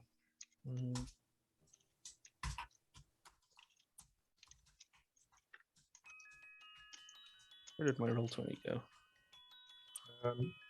So you have the Roll20 scrolled all the way to the bottom. So you have a 22. Oh, it did the same. Oh my god! Now it's doing it for Arthur. It's clicked guidance on. I'll have to try and click that off. Well, so you got a 22. So yeah, so you so this particular form of this vision of hell is a vision of hell from a pantheon that is ancient, almost forgotten. Pretty much the only god remaining from that pantheon that you can find any trace of is this jackal god. This jackal god's name is Yinogu. I'll just write it out. I'll write it out in the chat. Yeah. And Yinogu used to be the god of, you're finding this incredibly old book, more than 1,000 years old. And Farquhar's yes, he's like this mole. He's got goggles on because it's too bright in here. And honestly, it's not bright enough in here. You're having trouble reading. You have to use light from your sword to try to. Yeah, he's like, please be careful with that lightsaber. Yeah. So this book was banned. It was banned quite a while ago by the Pantheon, I must say. But those birds never come down here in the Underfall. You're in a really, really dry burrow. He says, it's very hard to keep everything dry, as you know. Mm-hmm. But he says, yes, see, look, Yinogu. Yinogu used to be a god of death. Until, interesting. This is very interesting. Gesmi stole his portfolio. Isn't that interesting? Did you know Gesmi was the god of death at some point? He mentioned it. Or they mentioned it. Yes. And so Yinogu became, Yinogu's worship was stolen by Gesmi, and all of his followers became mindless brutes. This is what happens when gods die. Their followers become mindless brutes. He says, and there's pictures, right? There's pictures of hyenas transforming into monsters who are gnolls. And your old master used to tell you about how the hedge knights, one of their jobs was every year at the same time, a horde of gnolls would come over the mountains to the north and try to invade, and they were just this mindless slavering mob of gnolls. And so they would have this set piece battle in a mountain valley or in a mountain pass, and they would drive them back, or they would fight and they would kill them all. Horrifying stuff. And so the gnolls are these mindless worshippers, or the mindless creatures of Yinogu. Mm-hmm. Apparently is a forgotten god. All they remember is the killing part of the death pantheon. Exactly. And so do you? Well, if you tell the old man, that you've seen hell and all this, and he says it sounds like the place that you're going to is where this pantheon used to exist. You'll probably find all kinds of things down there that have to do with the death of God and dead gods and death and exciting. Exciting's one word for it. He says, "Would you like to buy this book? It is 100 gold pieces." Oh, You're making an insight check. Yeah, this is going to be bad. Seems like a good price for the book full of such important information. Oh, excellent. He is gonna 10% tip. He's gonna give him 110 gold pieces. Nice. Shall I wrap it up for you? Oh, please. Right. So make a perception check as he wraps it up. Where's my? So you don't notice him pulling. You don't notice him pulling the price tag off the back that said, 10 gold pieces. That's fine, as long as he's not pulling page. I was fully expecting him to switch it for another book.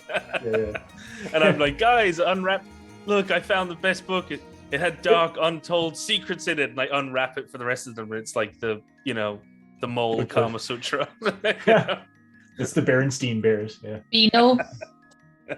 It's a Beano comic. The Beano comic. Yeah, that's it. 2000 AD. This is bullshit. Dutch Dread's not a hero. Okay, so Hedge Dread. I am the law. I am the law. Squeak, squeak. Nico just disappeared. Goodbye, Nico. He will come back eventually. Yeah, that's good information. That's the kind of thing Arthur was looking for. So, however long that took, he'll reconvene, and when he can, he'll share what he found with everybody. And honestly, I think he'd rather entrust the book to Ozia, because he figures, maybe he'll get a bit more out of it than I would. Hey, there's Nico. Oh, sorry. Well, good.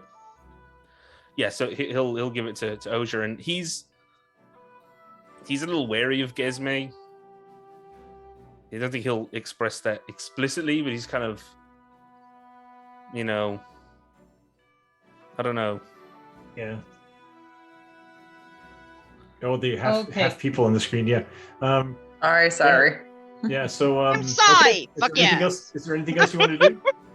No, that was it. Just if he had any downtime, he's not doing anything in particular. Nothing else important. Okay. So, do we want to just skip to the next day when you guys are getting ready to leave, but you can all be together and have a scene together? I noticed Andrew just glitched. Yeah. Oh, there he is. He's good. I think we should break maybe before we go off on the adventure. Okay. I was just going to say, before we reconvene and give time to, unless the stream boxes are fixed, I don't know. I don't see the stream. Yeah, sure.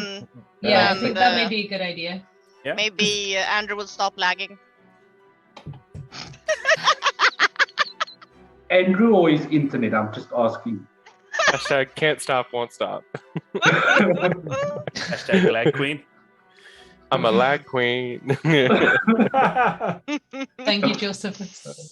We're going to go to a break. We're going to go to a break I now think and come so. back. Yeah, I think we should do that. Yeah. We'll take a 10-minute break and then we'll reconvene.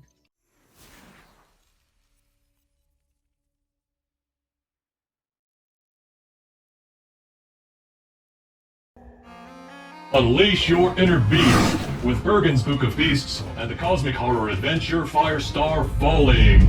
Get over 200 new beasts for encounters, familiars, party pets, character companions, and of course, polymorph and wild shape.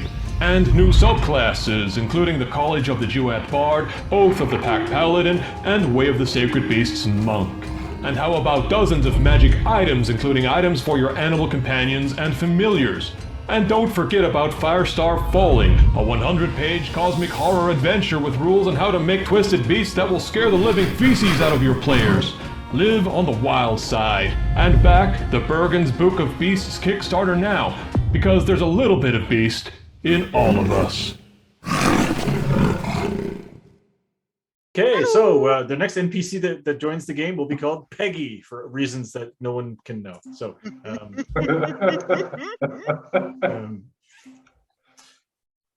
so does anybody? So, like I said, are we done shopping? Do you guys want to? Or anything else you want to do, or do you want to just let's just go right to the next morning when everyone rejoins? And Hobor will bring a couple of friends to the breakfast. You know, like the person that brings friends to like your group. Having a slow stroll through a market on my way to this place. So just Yeah, I'm looking for some probably uncommon already shit. there drinking something. Mhm. So Okay, so if the group is all together, like maybe Sai can join a little later. Do you guys want to talk about anything that you did over the previous night? Like, for example, does Hobor want to reveal anything? Does Sir Mouse want to reveal anything? Yeah. Well, Hobor will. No. Well, she wants to keep the sort of knowledge that the spores are connected to something. I think more to herself.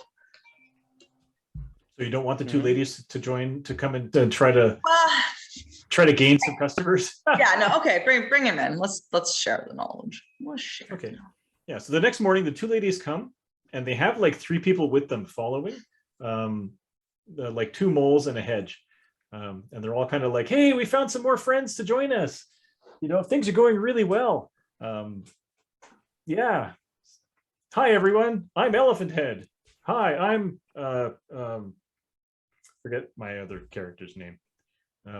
We brought some friends. That's Peggy. Peggy's like a mole, you know, wearing goggles to protect themselves from the bright light here in this underground tavern. and on her belt is just like a really conspicuous knob, like right at the front. Like a big knob. The buckle is just like pyramid-esque, you know. She's carrying a big bag in front to hide her knob. That's right, yeah, or their knob, yeah. Yeah, so the 2 ladies are basically Buttercup and Elephant Head. They kind of like, yeah. So here, hey, Hobor, we're here to meet your friends and you know talk about Zootmoy, and you know how things are going. So yeah, like they know the name too, right? Yeah. is Osier there, by the way? Yeah, Osier has turned up. Okay, then I'll tell him that you look better than you did yesterday. He does. He's got some white feathers on his arm, like in a strange place. But otherwise, he seems much better than he was yesterday.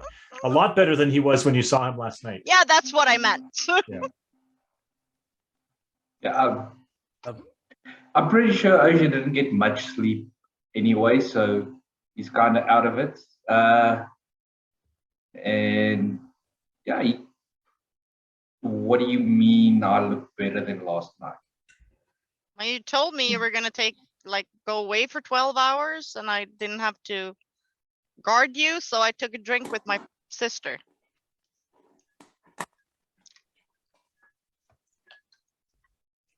Okay, we'll circle back to that eventually.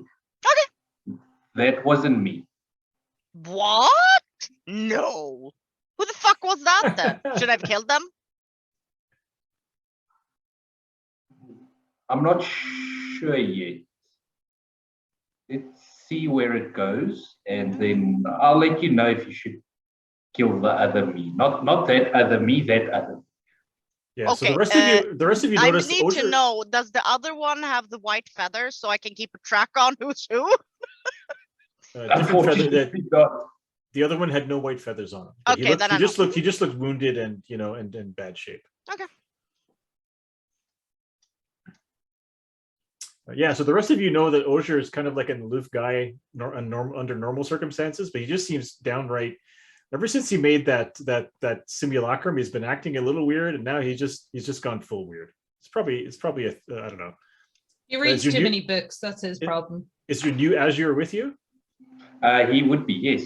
Okay, yeah, his simulacrum is there. It looks like it's in scintillating shape, clean, well dressed.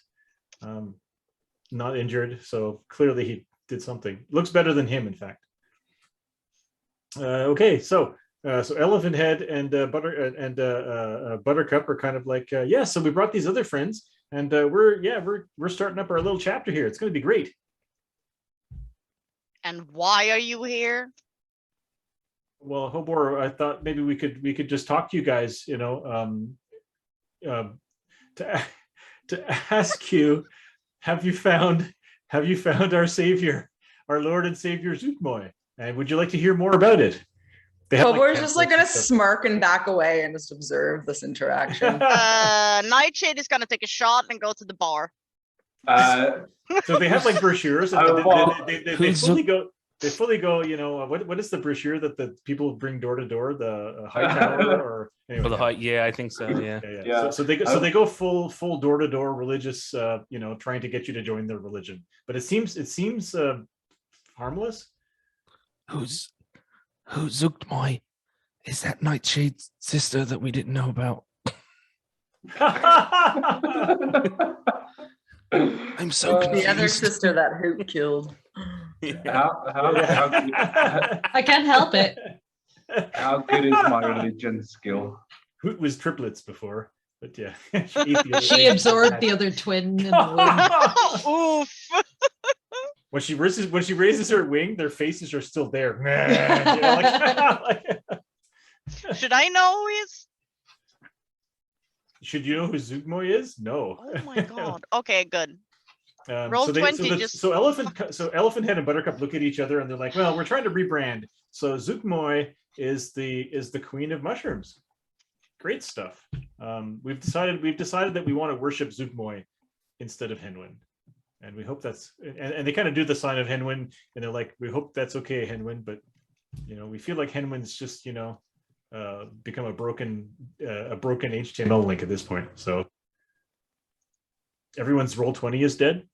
Yep.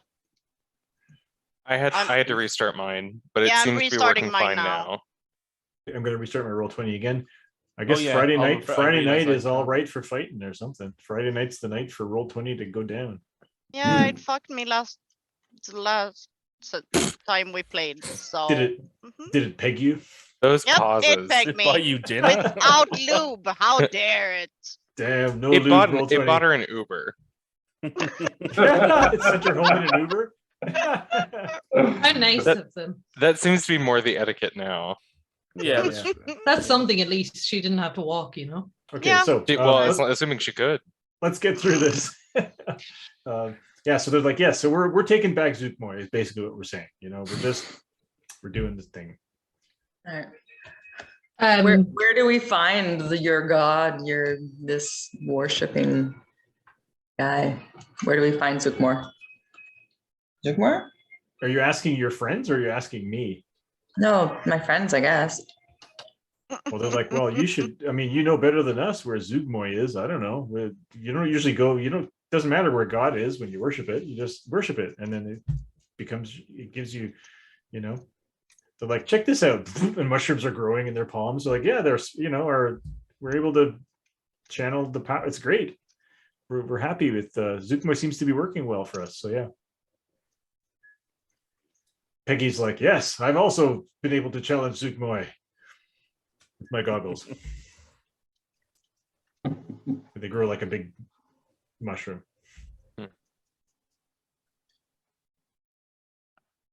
So do we want to go after Zootmoy? You mean we should kill it? So there's kind of an awkward moment where the religious people are kind of standing around. They know they're not going to get any of you to join, and they're kind of like, well, we're just going to go over there to talk to that table of people and maybe get some people to follow us. No, this is just to say that Hobor no longer worships Henwin and now worships Zootmoy. Ah, okay, very interesting. Yeah. These authors, Arthur's like, can I worship Zootmoy? Mushroom. Yeah. Sai strolls up, says, "Are we selling what they're buying, or are we buying what they're selling rather?" I've Lady never. Hobor, have you started a cult? It's all right, you can tell me. I thought not, but good to know. Hobor is super culty. So in RuneQuest, all of the religions, RuneQuest is a role-playing game that goes back like 40 years. Wow. All of the religions are actually called cults. Old. Old guy. All of the religions in RuneQuest are called cults because that's what they are. That's what a cult is. So yeah, so sure, Yeah. Zootmoy is a cult. No, I'm just saying that somehow your worship is you know, and you don't feel evil or chaotic or like you know, so somehow your worship of Zootmoy seems to be working. And I don't know. I've always getting seen all your cults druids as more lawful. Yeah. Arthur would actually like. He's like, well, actually, this this is all kind of you know, this sort of ties into something else I wanted to talk to you all about. Should I come back? No, yeah. Nightshade comes back with a drink. It's morning. Yeah. No, a shot. Okay.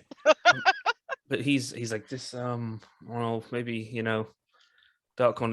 He'll put out. He says, you know, he's talking about. He's like, well, Lady Hobor has said she's sort of found herself a new god, or someone took Henwin's place. I had my encounter with Henwin, and they're fading, or they may already be gone. But this whole business of gods and them dying and pantheons and portfolios being stolen. Portfolios. You know, yeah. He says he's well. I found this book, very old book.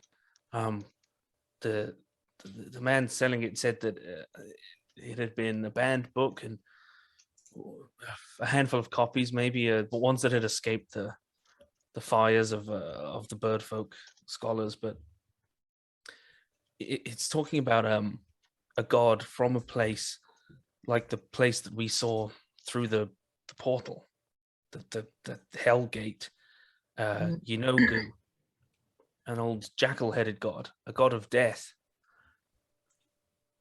Didn't But we he had kill his one of those statues? But he had his portfolio stolen by Gesme when Gesme became the god of death. And it gave birth to the Gnolls, which Sir Harold used to tell me stories of fighting hordes of Gnolls that had just become these just mindless, bloodthirsty brutes. They had no semblance of free will or humanity, but they had just, their god being destroyed, being killed, it broke their minds. And maybe that's like what happened to Rhea's followers. We saw that they completely lost the will to live. It twisted them somehow, you know. So is everyone who believes in the gods trying to kill themselves? I don't know. Is Rhea kind of like? I mean, I know it's a, you know, it's very paladin-y god. Is it kind of like a courage god, like it, you know, like a sort of that kind of vibe? Could it, you know, it's like bravery and Rhea is a storm. Rhea is a storm god, basically Storm, the weather and storm and things like that. Oh yeah, so worshipped it by could, you know bird folk that are on the coast and on the sea. So yeah, so but he's just I truth be told, I don't know what any of this means. And Oja, maybe you could make better sense of the book. But should we trust Gesme? I mean, complicit, you know, explicitly or complicitly. I mean, honestly, I don't trust any of them. Just for the pure fact that they toy with people and throw them away once they are done with them, no matter which one they are. And we are dealing with a god, whoever it is, a god that is basically swindling and tricking and dealing in subterfuge. Now that one I like. Whoever it is Seems is like gonna his die. MO. Maybe Gesme, maybe it's innocent, and you know he became the death god, and then that other death god, and he didn't mean for all of his worshippers to become fiends. bloodthirsty marauders with no free will. Yeah, honestly, we don't really know what their plans are until we can get a straight answer out of one of them. But it seems like wherever that gate's leading to the place where Yunogu used to be a god or used to reign. So I don't know, does that mean are we traveling to another time, another plane? I don't know. Richard, who's the current god of death? It's a Titan, the moon. Oh, and Gesme gave it up. And Gesme basically, just kind of maneuvered everything so that Titan would become god of death.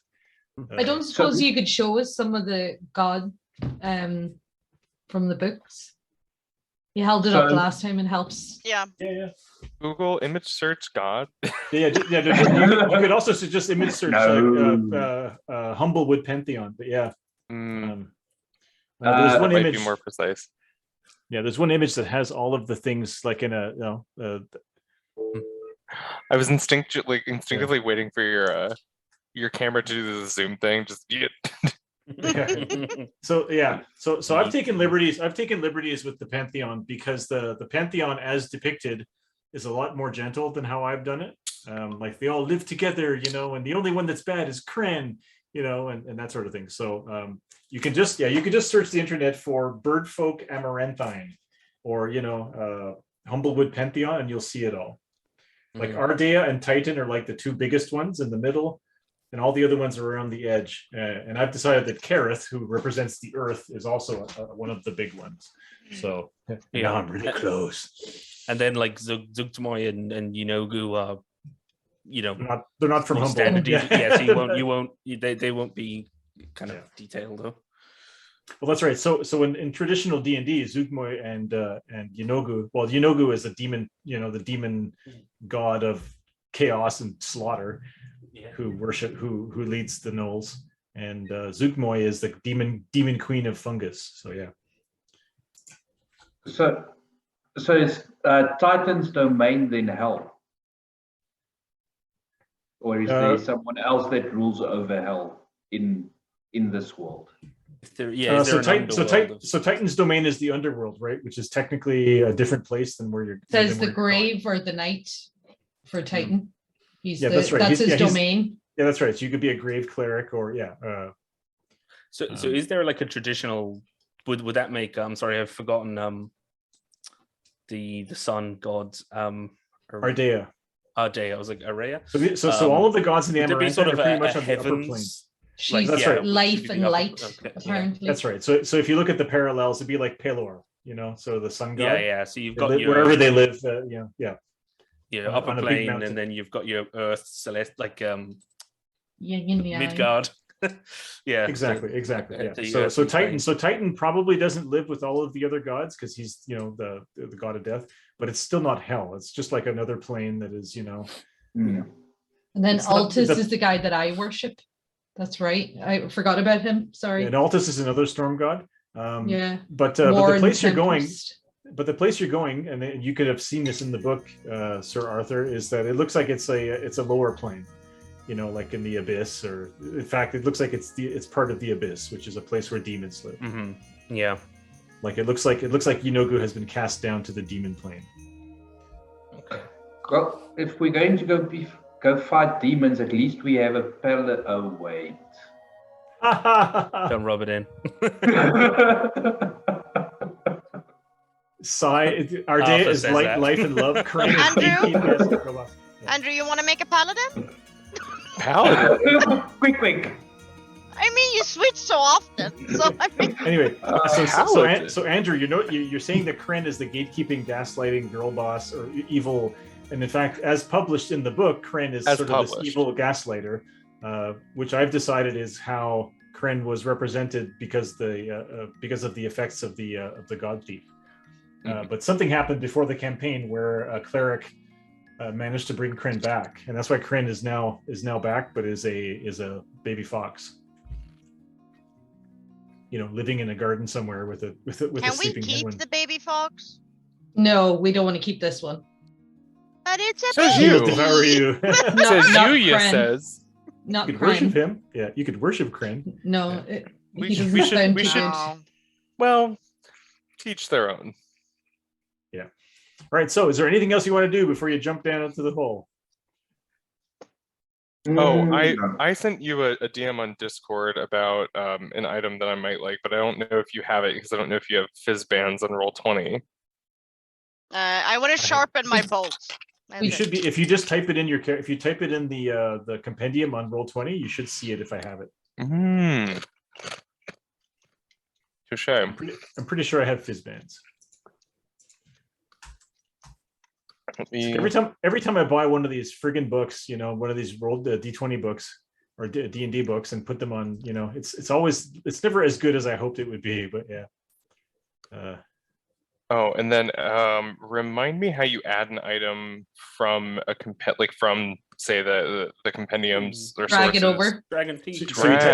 So you type it so that it fully appears, like whatever item plus one, and just drag it onto your character sheet.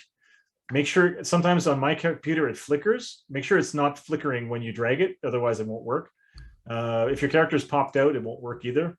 Oh, okay. You have to unpop out your character sheet. And when you drag it on, it should automatically work. Like if you go down below and look at the properties, it'll say what, it'll either add to your armor class or your bonus to hit or whatever it is that it does. And what do uncommon items cost again? They cost 500. Okay, cool. I will absolutely make that transaction to get a dragon hide belt. Okay. Which was a complete serendipity and very happy about it. Excellent. Fizz bands, where we make an item for a monk. Oh, they've actually got monk items now. That's great. I know how far we've come, right? Yeah, monks, brass knuckles. Okay, so if we're, is there anything else that you guys want to do? Anything else? Anything? Oh god, I have to restart my Roll20. Fuck. Okay, so I have to redo. Yep, we're good. We're good. So, you guys kind of convene back next to the hole. Clarabelle is there with some guards and stuff. And they're kind of like, well, we're really glad that you're willing to undertake the...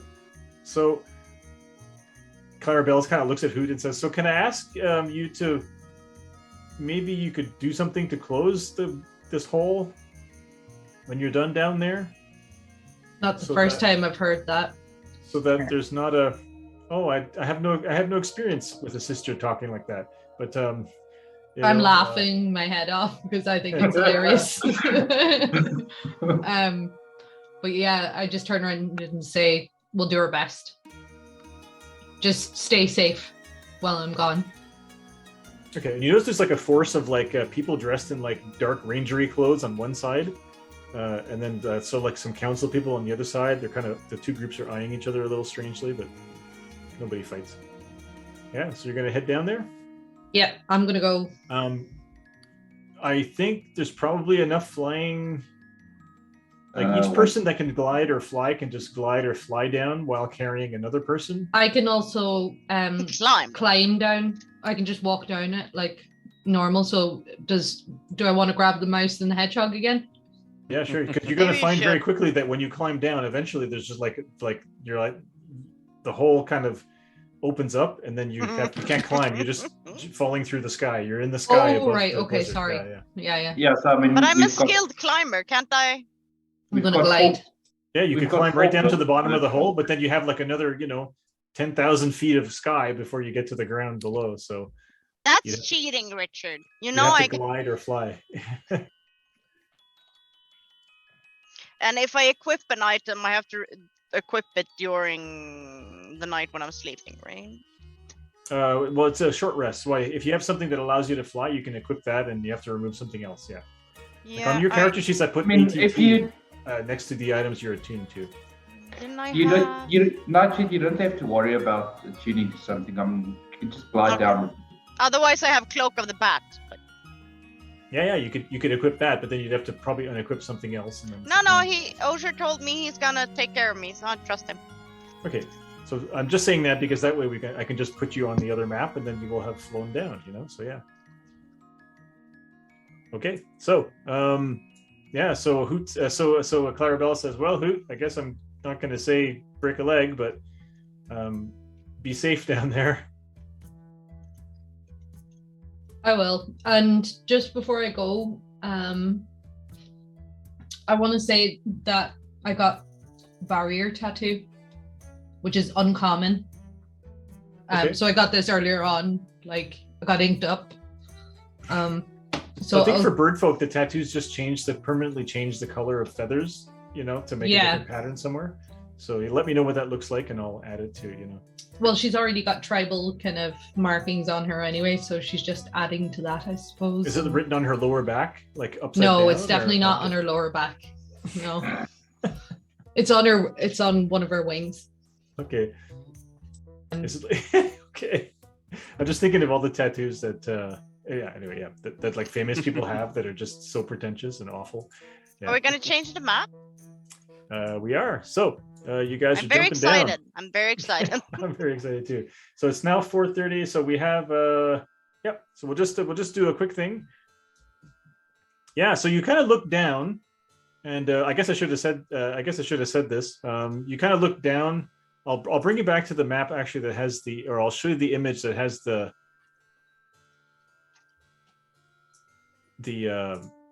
pyramids first. That way you can see what it looks like. And I figure, are you going to fly down to the pyramid that has the most stuff next to it? You mean the big one in the big pyramid? Yeah, because there seem to be other structures and things, and it seems like an endless plane, right? The abyss has these endless planes of whatever. And it just looks like and it's nighttime. It's dark. The sky is black. There are no stars. The ground is like black and cracked. There's sand, but it's mostly just cracked ground. Can we see movement? From way above? Well, as you guys, so you guys kind of go down the hole, and eventually you kind of like, you can't climb anymore because you get to the end of it. And it's just like, it just becomes like an opening. And after you go down, you look up and you realize it's just like a hole in the sky that leads up to Alderheart. Oh, Hoot, your sister gave you a tuning fork. Is that gems on the? Is that gems? I see blue stones. Is that gems? Yeah. Well, those are just the assets from the map program that I used. She gave me. Can I? Yeah, is there gold and gems on it? I. Yeah, that pyramid looks like it's a beautiful. You're pretty sure that it's all gold paint, like on most of those statues and things. Like that's how the ancient Egyptians did. That means there could be a lot of loot in there. Oh, absolutely. Why do guys always have a phallus symbol in all their things? Because your friend Peggy could tell you, but So Hoot, your sister gave you a small tuning fork. She says, in case that hole closes up and you can't get back, this will bring you back. This will bring you home. Well, you'll need someone to cast the spell that works with it, but this is Just me or everyone? Just for you.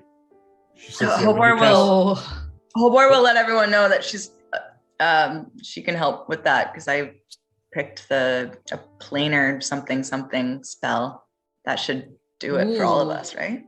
Oh, was it plane shift? The specificity inspires great confidence. Yeah, if you look at the requirements for us, usually you need for gate anyway, you need like a tuning fork to attune you to the plane you're going to. Anyway, so she gives you the tuning fork. She says, "Here you go. It's very valuable."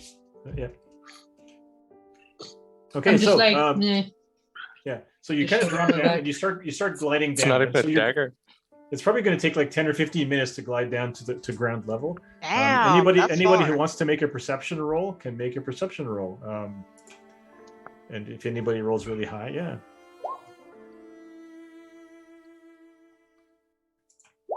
Path of the Beast Hoot. And Ozer's reading a book. So honestly, Ozer's probably having trouble holding Nightshade because Nightshade weighs more than him. And it's just like you're grasping her in your talons, and you're like, oh fuck, whoa, we're going down quick, we're going down. Like when you do well, I am very big, so I get it. Parachute only opens. Herniate. Like, oh, we're going in. Why can't I find perception? Ozier has a perception of 2. There. My roll 20 was like. Oh damn. Working. 12. and it was really lagged. And I realized, I was like, it finally started working again, and I was wondering, was it like lagging and freaking out because now my character sheet is all updated, it's different. You and I are it looks both fancier. Well, the fonts have changed. You and I are both starting on a The whole thing looks that fancier. new reality TV Or do you think series. Roll20 pushed through an update on a Friday Yeah, night? definitely. Everything. Look They on the might left-hand be. side. Look at the buttons and everything. It looks Well, different. It Are they says using- definitely updated. my character sheet is like, it has Dungeons and Dragons, like a big D&D like dragon logo Oh, in red fuck me. across the. Yeah, so Mine does Mine- too, but it's because I switched to dark mode. Yeah, there's a dark mode, and you can I see red switched. dragon I and stuff. switched to dark mode before, but now it's like, yeah, the sheets. That's all really like- fancy. Anyway, Okay. I think Yeah, I that's like yeah. the This dark, mode, so I'm is staying quite- there. Me People too. in chat are Sorry. like, why are they talking about dark mode? Yeah. So people who anybody who had a 10 or more, I think Ozier and Azure have noticed nothing. You're both like, oh No. fuck, this is harder than I thought. Typical I'm not used to wizards. flying this much. I'm tired. Oh god, my arms are so sore. Yeah. So yeah, you're just basically following the others. Anybody who beat a 15, yeah. So you see everything that's there. You see down below, there seem to be like large groups. No. Like you see dust clouds and stuff with large groups of humanoid creatures running across the desert. Ew. Like all over the place, like groups of them, like hordes of them. What do this creature look like? The picture? They look like, well, from from like hundreds and thousands of feet up, they just look like little tiny ants. Ants. Okay. You know? Mhm. Yeah. So when you start to get closer, you see that there are gnolls. They are like hordes of gnolls, which are like people with hyena heads, just running across the desert, just running endlessly, never stopping. They seem to be like the basic creature in this place. Anybody who beat a 20 can also God. see that there are dark, shadowy creatures flying around. And and we I'm can't gonna see what they look like, right? They look like dark, shadowy dragons. Oh, that's so. Wait a minute. Very similar to the one that you saw in the basement of Shit. where you fought Oh. against a Granny. What's her name? Granny Greenback. Greenback. That's okay. That was like 5 levels ago. I think it was Yeah, farther ago than that. Yeah, I've had my babies for a long time now. You gotta you remember, Richard. You gotta tell us in months, should- not distance and levels. I had my Mobile. babies for decades. Get it Did time. Ozier? Okay, I'll tell Ozier about the shadows because his perception sucks apparently. Yeah, he seems very busy, thinking about stuff. And of if course, you I beat- really I wouldn't make the connection because that was my You're bar. not. You weren't there. Yeah, I weren't. Mm-mm.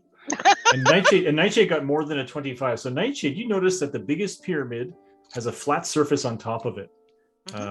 Like it's not like I just kind of did that drawing. Like the top part of the pyramid is just cut off and it's just a flat surface, So there's not things standing up top of it.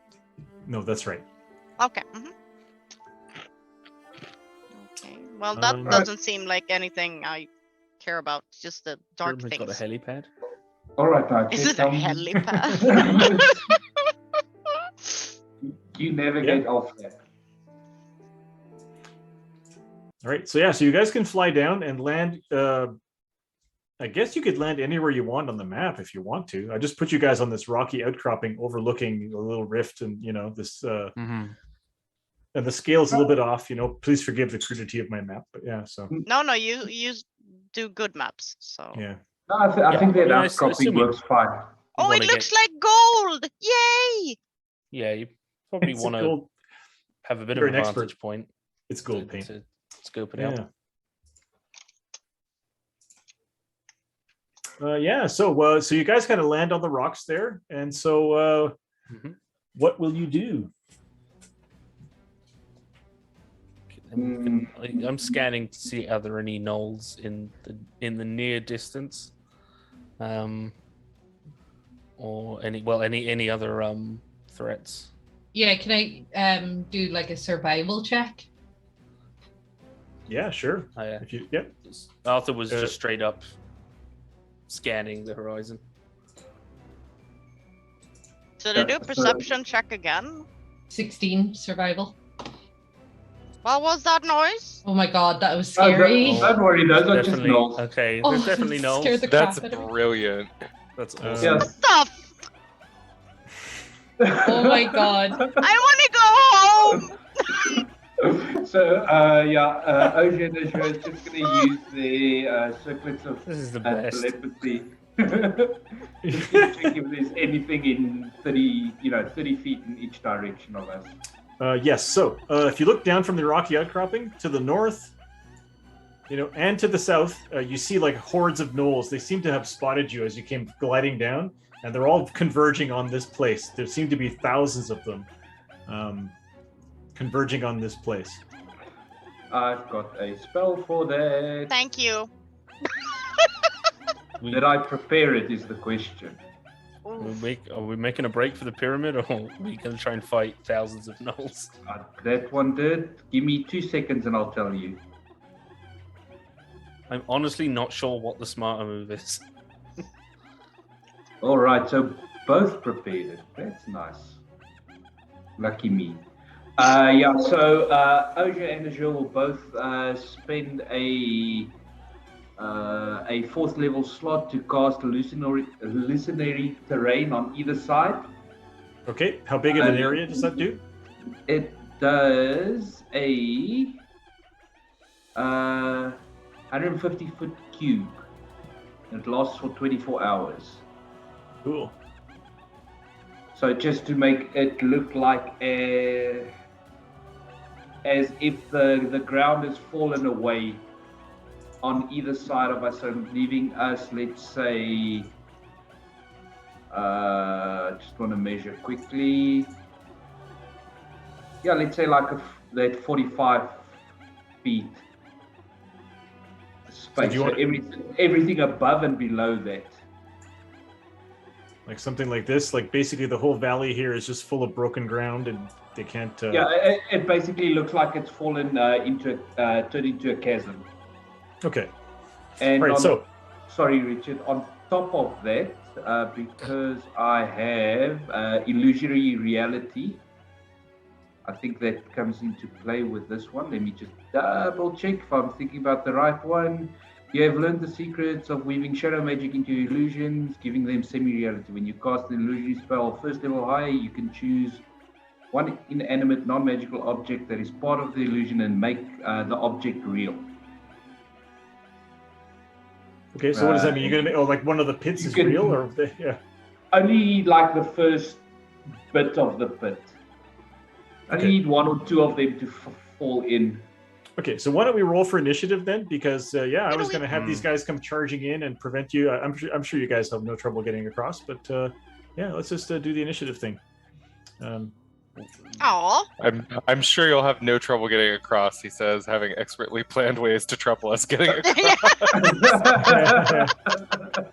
I that's didn't really press cool. myself. That's really cool. Fuck my. Yeah. Where is my dude? Oh no! You got All of the Piggy for names, that, Linda. all of the names are here in my initiative list. Fuck! I forgot to clear it. I won't look. No, that's I'm okay. not Hang on. looking. Oh, I see what you mean. I was going to say, don't roll your initiative just yet. Oh, you all did. What okay. are we not Oh. looking at? So, So Nightshade you're has saying we get a 14.21. mulligan?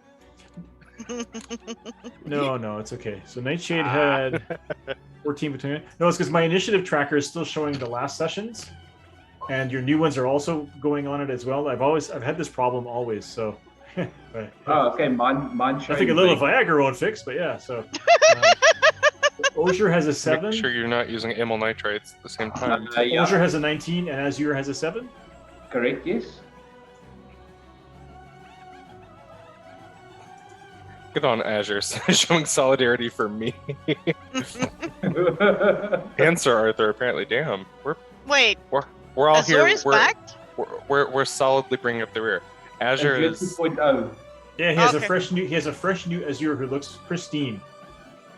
Who looks But exactly he like doesn't have a Osier. white Yeah. wing, Got right? that new Azure smell. I think he would have been made. He does not have the white feathers on the wing. No. I'm There's a very- few Similar white feathers on the conscious. wing that represent 4 hit points of healing. Yeah. Hang on. So that was. Hang on. So Hoot. Nightshade to 14.1. So I'll get rid Oh, of the 27. Apparently, Jesus Christ, Night- now Linda. Nightshade's gone. Fuck. Oh yeah, sorry, I need to roll again. We all sound like Also- hamsters. No, you're probably hearing the Knowles going. Oh no, I think like our audio must all be like whack as well. I feel that Yeah. I feel for that, Hopor. You can turn Slash down. Nico. If you go to your gear symbol, you can turn down the volume of the sound effects. But I wish you wouldn't. Okay, sorry. So I'm I still trying can't to hear get through anything. this. Is it because all you hear is the Knowles? Fuck. I turned down the sound to not hear the notes because they were louder than Richard. Oh, they're too loud. Okay, fuck. Oh no, No. my volume's fine for the Knolls. Mine's good. It's probably Yeah, better it was if we just me. If the chat We can just let put us know our- how the Knoll yeah. sounds are, Yeah. that would be great. Yeah. Yeah, it's just whatever individual channel is. But go to your audio video settings and just reduce the master music level a bit so that you don't have as much sound. They're good for me. Okay, I'm still trying to get through this initiative, and fuck, Sai is there twice. Which one is the good one? The high one or the low one? Who's It's how am the I there low one. twice? I rolled a 9.2. Yeah, it's because your names are all appearing there twice from the last time. You guys can't see them, but I can. Oh Gotcha. shit! Sorry, dude. I rolled pretty Sai. poorly. I'm a We had a 9.2. 17. We're good. And I deleted Nightshade, unfortunately, so I will recreate Nightshade. Nightshade. And Nightshade has A whopping 27.21. Jesus Christ. Talk about your pound of flesh. I don't know where I'm going. I don't know where I'm going with that. She usually has really, really good initiative, though. don't you? Oh yeah. Nightshade usually yeah. Hobor. rolls pretty well. It's because I have a lot of 18.11. Okay. points in that. Do you have the alert feed? So Nightshade, Osier, Hobor, Hoot, Sir Arthur Penny twice, 13 and 12. Sorry, Richard. I'm not. Azur's not on there. Azur's on there. Azure is there. Osier is there. I see him. I have the I alert, don't- yes. That would I don't see definitely Osier. a help. Fuck me. I think you deleted the wrong one. Oh, Oh If no. it's any Okay, it's consolation, okay, I we're hate good. Roll20 initiative too, Richard. I rolled my initiative with advantage because I have feral instincts, right? But when I rolled, Yeah, you do. it. What about your character? I wish I did. Graceful is a hippo over here, but That would be such a great drag king name, like Pharrell Graceful as a hippo? Moans. Yes. Pharrell Moans. oh my god, that's amazing. Okay, so Nightshade, Multiple Osier, Hobor, levels. Hoot, Sir Arthur, Sai, Azure. Are we missing anyone? 1, 2, 3, 4, 5, 6, 7. That's it. Okay.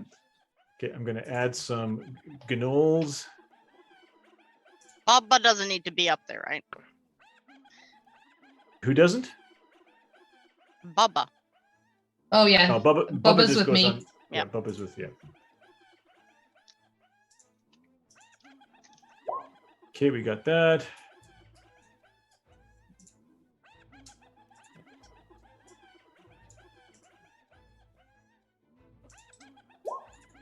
I love the Knolls. It sounds so great. they do. It's just a Sound it's amazing. just a wave file off the internet that I just put on 3 times. Yeah. Hyena. Yeah. Okay, so okay, that's good. And let me just throw this one in just for fun. Just for fun. We can't Alright. see them though, so Yeah, I'm so very... there you go. Sorry. No, Right. yeah. So you can hear Growth them coming. mindset. And if Okay, you we look can to the see left, if you look to the left and to the right, hundreds of feet away down the way, you can see to the left and to the right, gnolls just come running. They're just charging. They all look like they're starving and demonic and horrible, and they're just charging towards you. They're just hungry. Aww. A bit like toddlers. Yes, they want to eat us. A bit like Exactly. toddlers. Yes. Since Hungry, hungry I've known toddlers. Sai the shortest, let's push him. No. We glide over them, and I think we should make a run for it. Like, Oh, to we the, definitely should make a run for it. but can we glide from where we are? Like, how far? All but half of us. I'm gonna say that if Can you, you with a glide? fairly No. easy athletics check, anyone who can glide across, like all the way across to the stairs. if I they have enough can't movement. glide, but I'm a really good climber. Yep. Because gliding in Humblewood, basically, you get to use your move. As long as you're not climbing, you can use your usual move. So if you have a speed of Got it 40 here, feet, you yeah. glide 40 feet. Or more if you double move. While doing so, glide. you continue to Oh, fall sure. gently at a speed of 60 feet Nope. per Bye, round. Nightshade. Can you glide? And can you help me? I can glide and I can't help you. Oh, god damn it. If you're carrying it, Azure? so if Nightshade is being carried by a glider, it'll be more difficult because Nightshade is medium sized. Hobor and Sir Arthur can be I guess carried I'm by running. gliders fairly easily. I have evasion too. Like Sir Arthur is much lighter than Hobor, but then he's got heavy armor on, so he weighs about the same as Hobor. Yeah. All right, so what do you want to Hobor do? is kind of more like a balloon. She's just so like. She's almost buoyant. Yes. I have mobile too. I have mobile and evasion. Just like sorry, one Richard, good what drop is kick the- for you could punt Hobor across. Yeah. So Punch Nightshade. Hobor. So Nightshade, if you triple move, you could. It's like a 30-foot drop to the bottom, so it'll take 30 feet off your movement. Yeah. But you have 40 feet of movement, I think, Hobor. Nightshade. Yeah, I have. Yeah. So you could probably go 120 feet with a triple move because you can, as a thief, you can use a bonus action to move a third time. And it So says you could take 30 feet off. So you could make it this far just by running down the cliff and halfway across the road from where you are. how far? Can you see the arrow? I'm in Yeah, the wrong layer. you're Fuck, putting hang at on. the You can make- entrance. You Yeah. can make it to there. About there. Okay. Well, because you have 30 feet to go straight down. That takes 30 feet off your movement. So yeah, unless you just jump off, in which case the 30-foot falling damage. Rogue. I am very agile. Yeah. You can make an acrobatics or athletics check to take less damage if you fall for just jumping off. Yeah.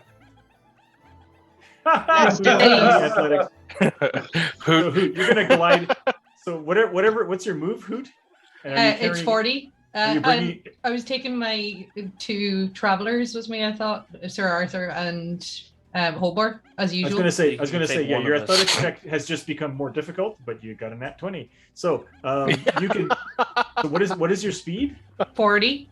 Your speed is 40. So the rules say that Shit. gliding, you glide your speed. So you can glide 80 feet. But I said if you make your athletics, you can glide all the way across. Given that, so I'm gonna say if you 120. If you want to glide, because you can drop altitude, and so I would say you can go faster. So I would say 160 feet instead of 80 feet, doubling it. Yeah, so you can make it to those stairs if you Yeah, want. If you're too fast. Cool. How long can I go? Because I rolled a 27 in acrobatic. All right, so you're just gonna jump off and run across. Yes. Okay, so if you jump off, you can go 120 right here. Oh, fucking arrows. About here. Okay. And I'm going to roll some damage for falling, but you'll take half because you made a really good acrobatics roll. Yep. So, you take 6 points of bludgeoning damage from jumping off the cliff. Okie dokie. Like you jump off and you scramble down the street, and you just kind of like you hit the ground running. Like just. Now I want to do one of those gymnastic jumps, and then I Or run. you run like back to front. You know how gymnasts can run on their hands and feet. Yeah. Yeah. Mm-hmm. Yeah. Gymnasts notoriously. Well, you see, I've seen like videos of people doing sort of the animal run where they run on their hands and feet, and it's weird. But It's terrifying. Yeah, it is. so It is maybe kind not of scary. gymnasts. I mean, gymnasts are terrifying because they're just tiny people. You never realize how tiny they are. So Nico, are you having trouble hearing anything Yeah. people are saying? Isn't she changing to the other thing she used last time? You hear me? Yeah, like you guys, I can hear you a bit, and then you'll freeze, and everything will freeze. I'm gonna turn tablet off the died. hyenas in case it's the hyenas that are doing it. Mhm. I'm very disappointed that the hyenas are making it not work. I'm for very Nico. happy because that scared the living shit out of me. Thank you. Can you hear me better now, Nico? Can you hear me better now? I can hear you, yeah. But Better? I can't do both at once. I'd switch back to my tablet, but I don't want to mess up the Zoom order for the stream. Okay, it's good. Nico, you can hardly hear anything we're saying anyway, I feel, so it's fine. Oh, So it's just this laptop, this poor laptop. It's at the end of its life.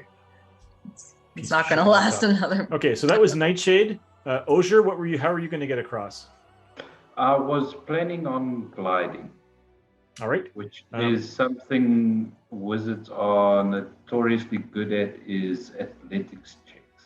Yeah, so athletics or acrobatics. And if you do really well, I'm going to say 20 is the target number for doubling your move. Otherwise, you'll just get to take your move. All right. I will rather do acrobatics because they're slightly higher. And also, because I noticed that Osier, as you cast a couple of spells before we rolled initiative. So anybody else who wanted to do a prep spell or a prep potion or something like that can do that before this happens. So like, for example, the barbarian can rage if you think you're going to get into a fight. Yeah, I'm going to rage. And that's the wrong one. There was.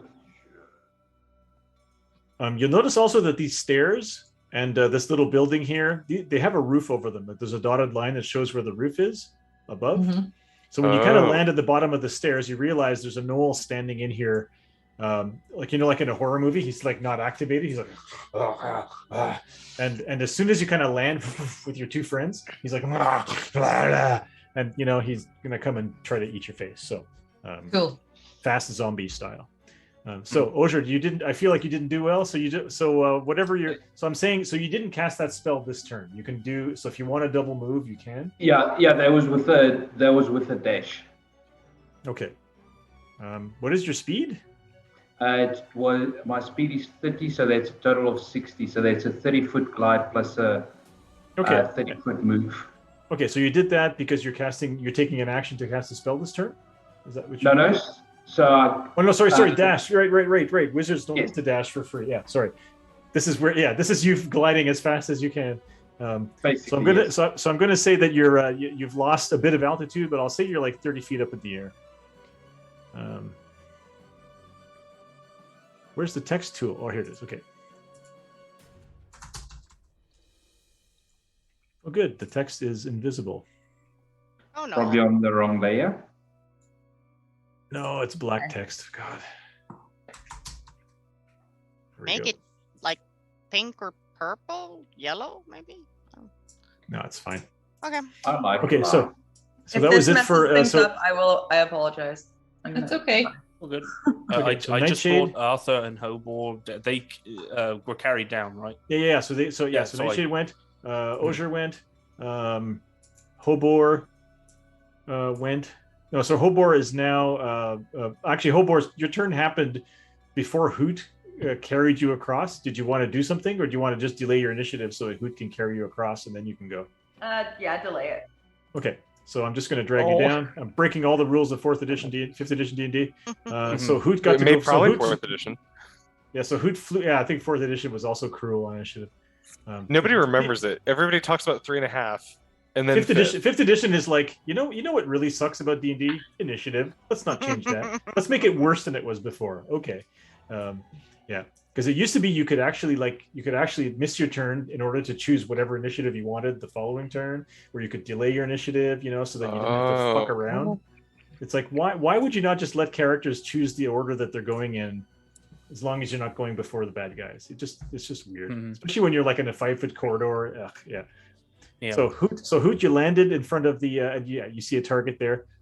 So Hobor, you've just landed on the ground. Up ahead there is a gnoll kind of going. Looks like it's wants to attack you. I'm a chalet. Well, where is it? Roll 20 is fucking nuts. It's updated, so it might be a bit weird. So bad. Okay, I am there. So this is how high up is that? Can I get there on my turn, or did that count as our movement? No, you got carried, so you can take all your movement and all your actions and all your stuff. So you can probably run up to that guy and punch him in the face. Boink him on the head. So Your speed is I'm 25, gonna so you go- can't. You can't. Oh No, no! I can't. So You can get I the steps have, Rocky style. I have Ba-ba-ba. spell sniper. So whenever I roll for an Da-da-da. attack with a spell, I can double my range. And because I have Shillelagh, it turns my weapon into a spell. Right? So I could technically hit it from 20 feet away. No. Yeah. That's a great question. I'm on board. Chat. You know what? Get in the You know comments. what? You know what? You can't. But let's go ahead and do that. So why, move your why character. not though? Why not? Because it's a spell, and it says I can learn a cantrip with an attack roll.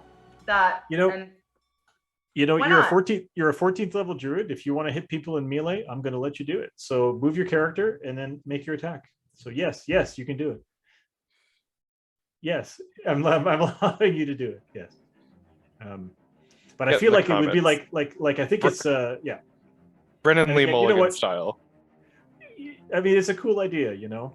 And again, this is like because you're basically you know, you just want to melee people, which is cool. Because I'm also because the logic is also that you're basically, you know, you have powers and abilities that could turn this guy inside out, but Yay! you wanna bonk him, which is cool. She likes bonking. That's her thing. I mean, bonking is what it's at. So yeah. Yeah. That's gonna hit my Havoc runner. So his armor class is 15. He's just basically wearing like rotten chainmail shirt, you know, and he looks like crazy and his patchy flesh. He looks mangy and gross. So you're saying so he's cute? So you smash him for 13 damage. But hang on, my my symbiotic entity is supposed to be a D10 now instead of a D6. So how do I? So just roll a D10. And we'll use that instead of the 2. Hey, 2. Yeah. Okay, so 13 damage. All right, you're gonna hit him a second time. I will. Yeah. So you can now just attack twice per turn without using a bonus action, right? And then I think you can attack a third time. No, that was somebody else. Yeah, a third with a bonus. Yeah. But okay, symbiotic 1. Okay, ignore that. Ignore that. 1d10. What is the 6 for? No, ignore that. I accidentally Okay. clicked it. I clicked on the wrong thing. Okay. Fucking hell, this is so brutal. Yeah, so those of you who are wondering why Hobor can attack twice and then a third time, it's because Hobor has the dual the polearm weapon master feat, but also there's another feat that allows you to attack a second time in melee without using a bonus action, and then you still get the bonus action at third attack using that feat. So yeah. Did that roll? And we're allowing her to do full damage with both ends of the staff because it's Shillelagh. So Shillelagh. We're allowing her to use damage with both ends of the staff because it's Shillelagh. Yeah. So the total damage then for the second attack is fucking 21 damage. Okay. Just so before that's, St. Patrick's Day as well. Yeah, not this. Not. And then your third attack. Holy fuck! Not to my 24 Irish damage. ancestors. All right. Doesn't everyone have Irish ancestors? Pretty much. No. Everybody who takes like the 23andMe thing, they're like, I'm Irish. Like, far Every gone, like, Canadian. 1%. Pretty sure indigenous The Canadians Americans living on the res don't have But any no Irish one's- ancestry. No one is as Irish as Catherine Ryan, and she can prove that. I was gonna say, yeah, the real plague that hit medieval Europe. It was Catholics banging like rabbits. Catherine Ryan's we bit always from do Glitter that? Room, cousin. Okay, so that was yeah. So you Boy. smash him down to very few hit points, but he's still up. Actually, when you move up there, you'll see you see more of them too. Oh no. Oh no. Are they coming after us too, or not? Well, yeah. As soon as they see you come up, they kind of get activated. No, I mean behind us. Is it behind us? When their initiative comes up, yeah. Oh no. From all directions. Yeah, they're coming. Yeah, that's right. Yep, they're coming all directions. They're coming all over the place. Yep. So that's it for Hobor. Next would be these guys. Okay, so let's just reveal, because I don't know which one I picked for the initiative. So fuck, he's not going to appear. So I'll just add him.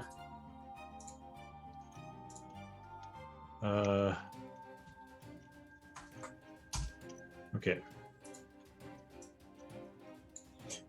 Oh yeah, so all of the gnolls that are like down in that little valley come charging up, and the first few of them like try to, they kind of like stop in confusion. A few of them try to leap forward, and then they fall into the real part of the pit, and then the other ones just So I'm just gonna reveal them all. Shit. Hang on.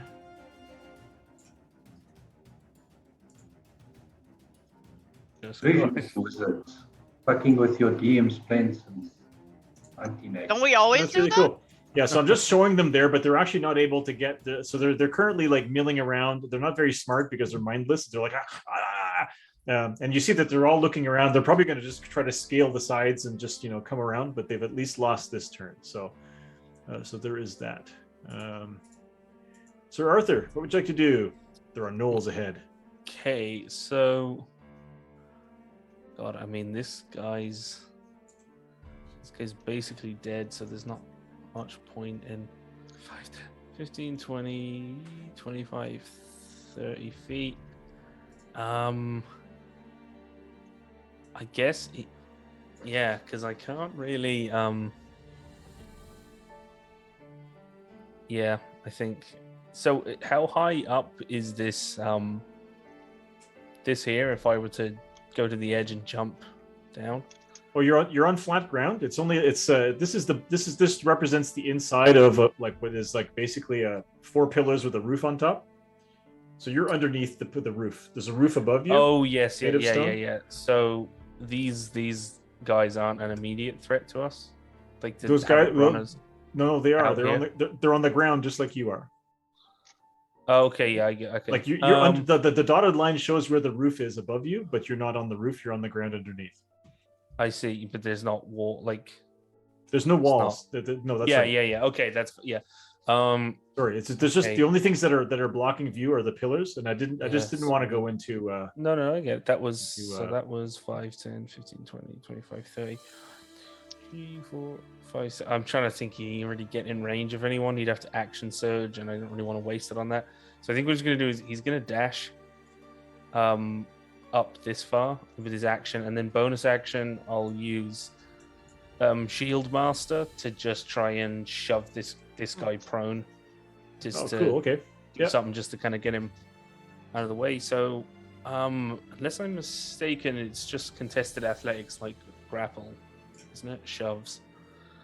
Yeah, he doesn't seem to have a lot of hit points left. He looks pretty badly bonked. I'll tell you. Can you see his hit points? Yeah. He's very low. But I can't attack because I did action to get up there, so I'm just okay. shoving him down just to get him out. Like it's something to kind of get him out, out of commission a bit. So, it's a 17. And so we're doing an opposed athletics. Yeah. And this is my Havoc Runner.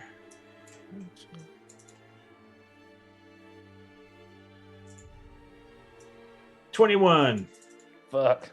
Yeah, so you kind of like go under him with your shield, you push against him, he's like,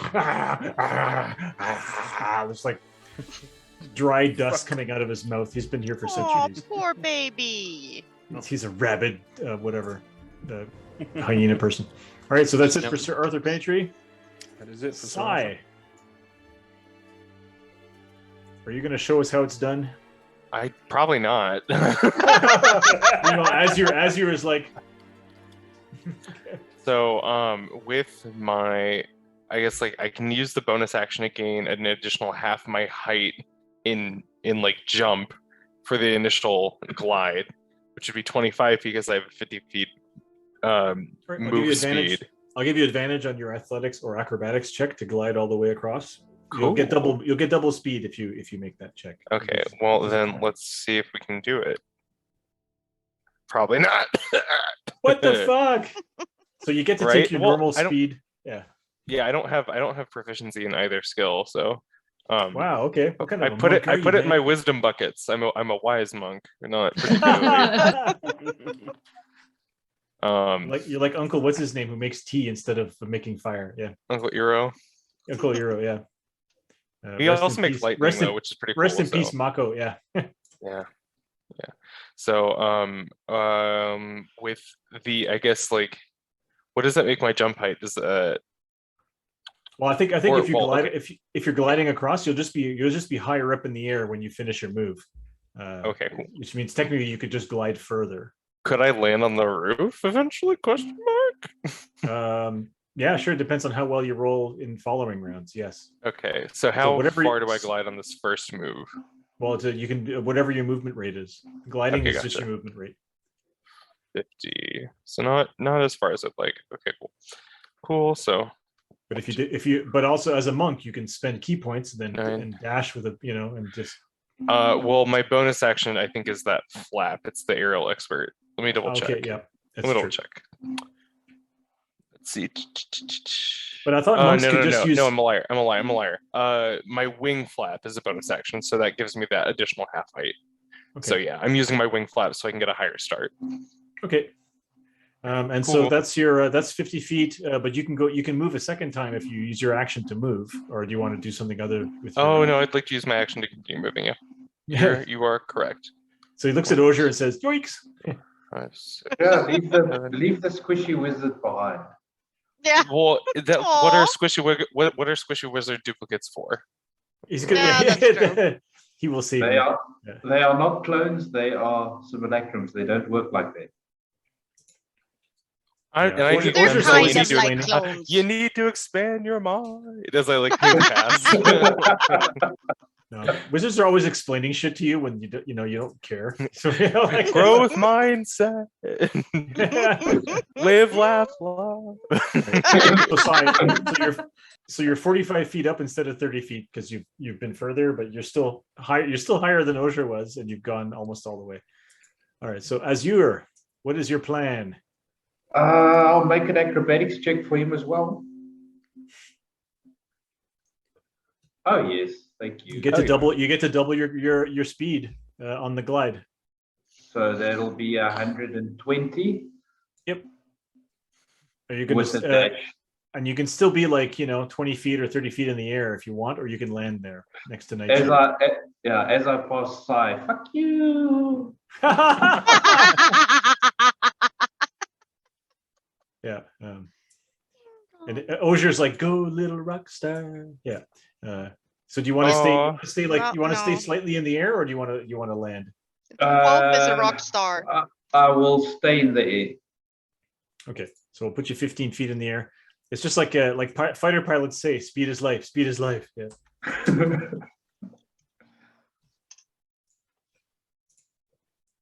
Keep your altitude. Stay up. Yeah. So that's it for Azure. All right. My Havoc runners. These are the guys that are up here. So they're going to come. They're going to come charging in. They get a wisdom save. Oh. No. Sorry. The Knoll fangs of Yenogu. The fangs of the those are the guys. I made them fail automatically because they're mindless. They've already gone. These are the guys up here. So this guy's going to basically try to eat your face. Actually, he's going to make the hyena sound. Are you okay, Nico, by the way, if I play hyena sounds and it's not going to fuck you up? We will see. Yeah, so he kind of he makes the sound, and which I can't do. It'd be cooler if he made that sound.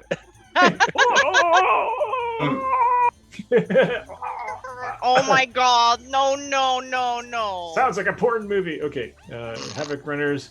They have a lot of speed. Oh, they don't. Okay. They have parry attacks. They got the dash. Oh, they can dash as a bonus action. Cool. Okay. I don't like that. Osier, do something. I wish I could. It's not my turn. Look how many there are.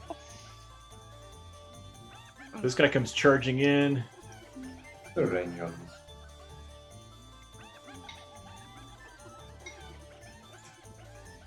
So that's those.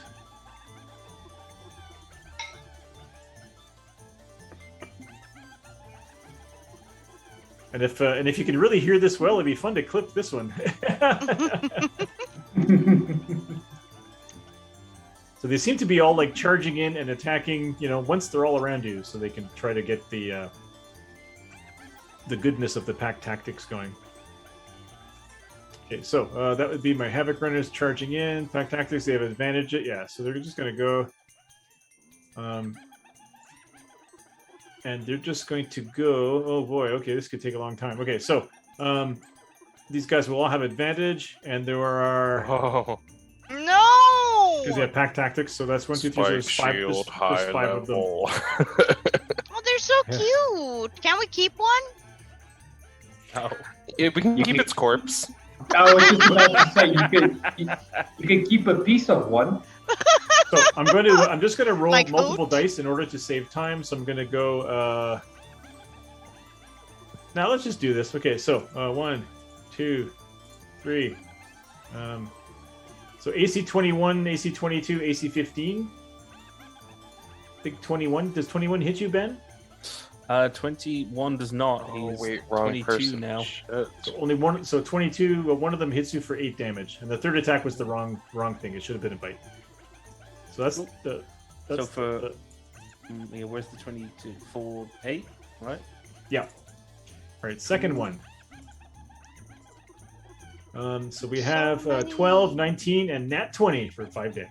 Ooh, nice. These are all non-magical attacks, by the way.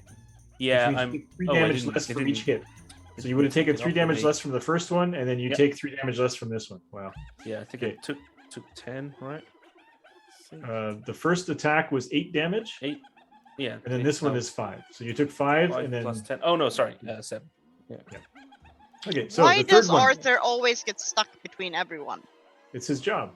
Yeah. I was about to fourth say the one same. hits you for 9 slashing. Stop And dying. Again, you take 3 less, and then the last one, nat 20 for 5 damage again. Fuck, terrible Okay. crits.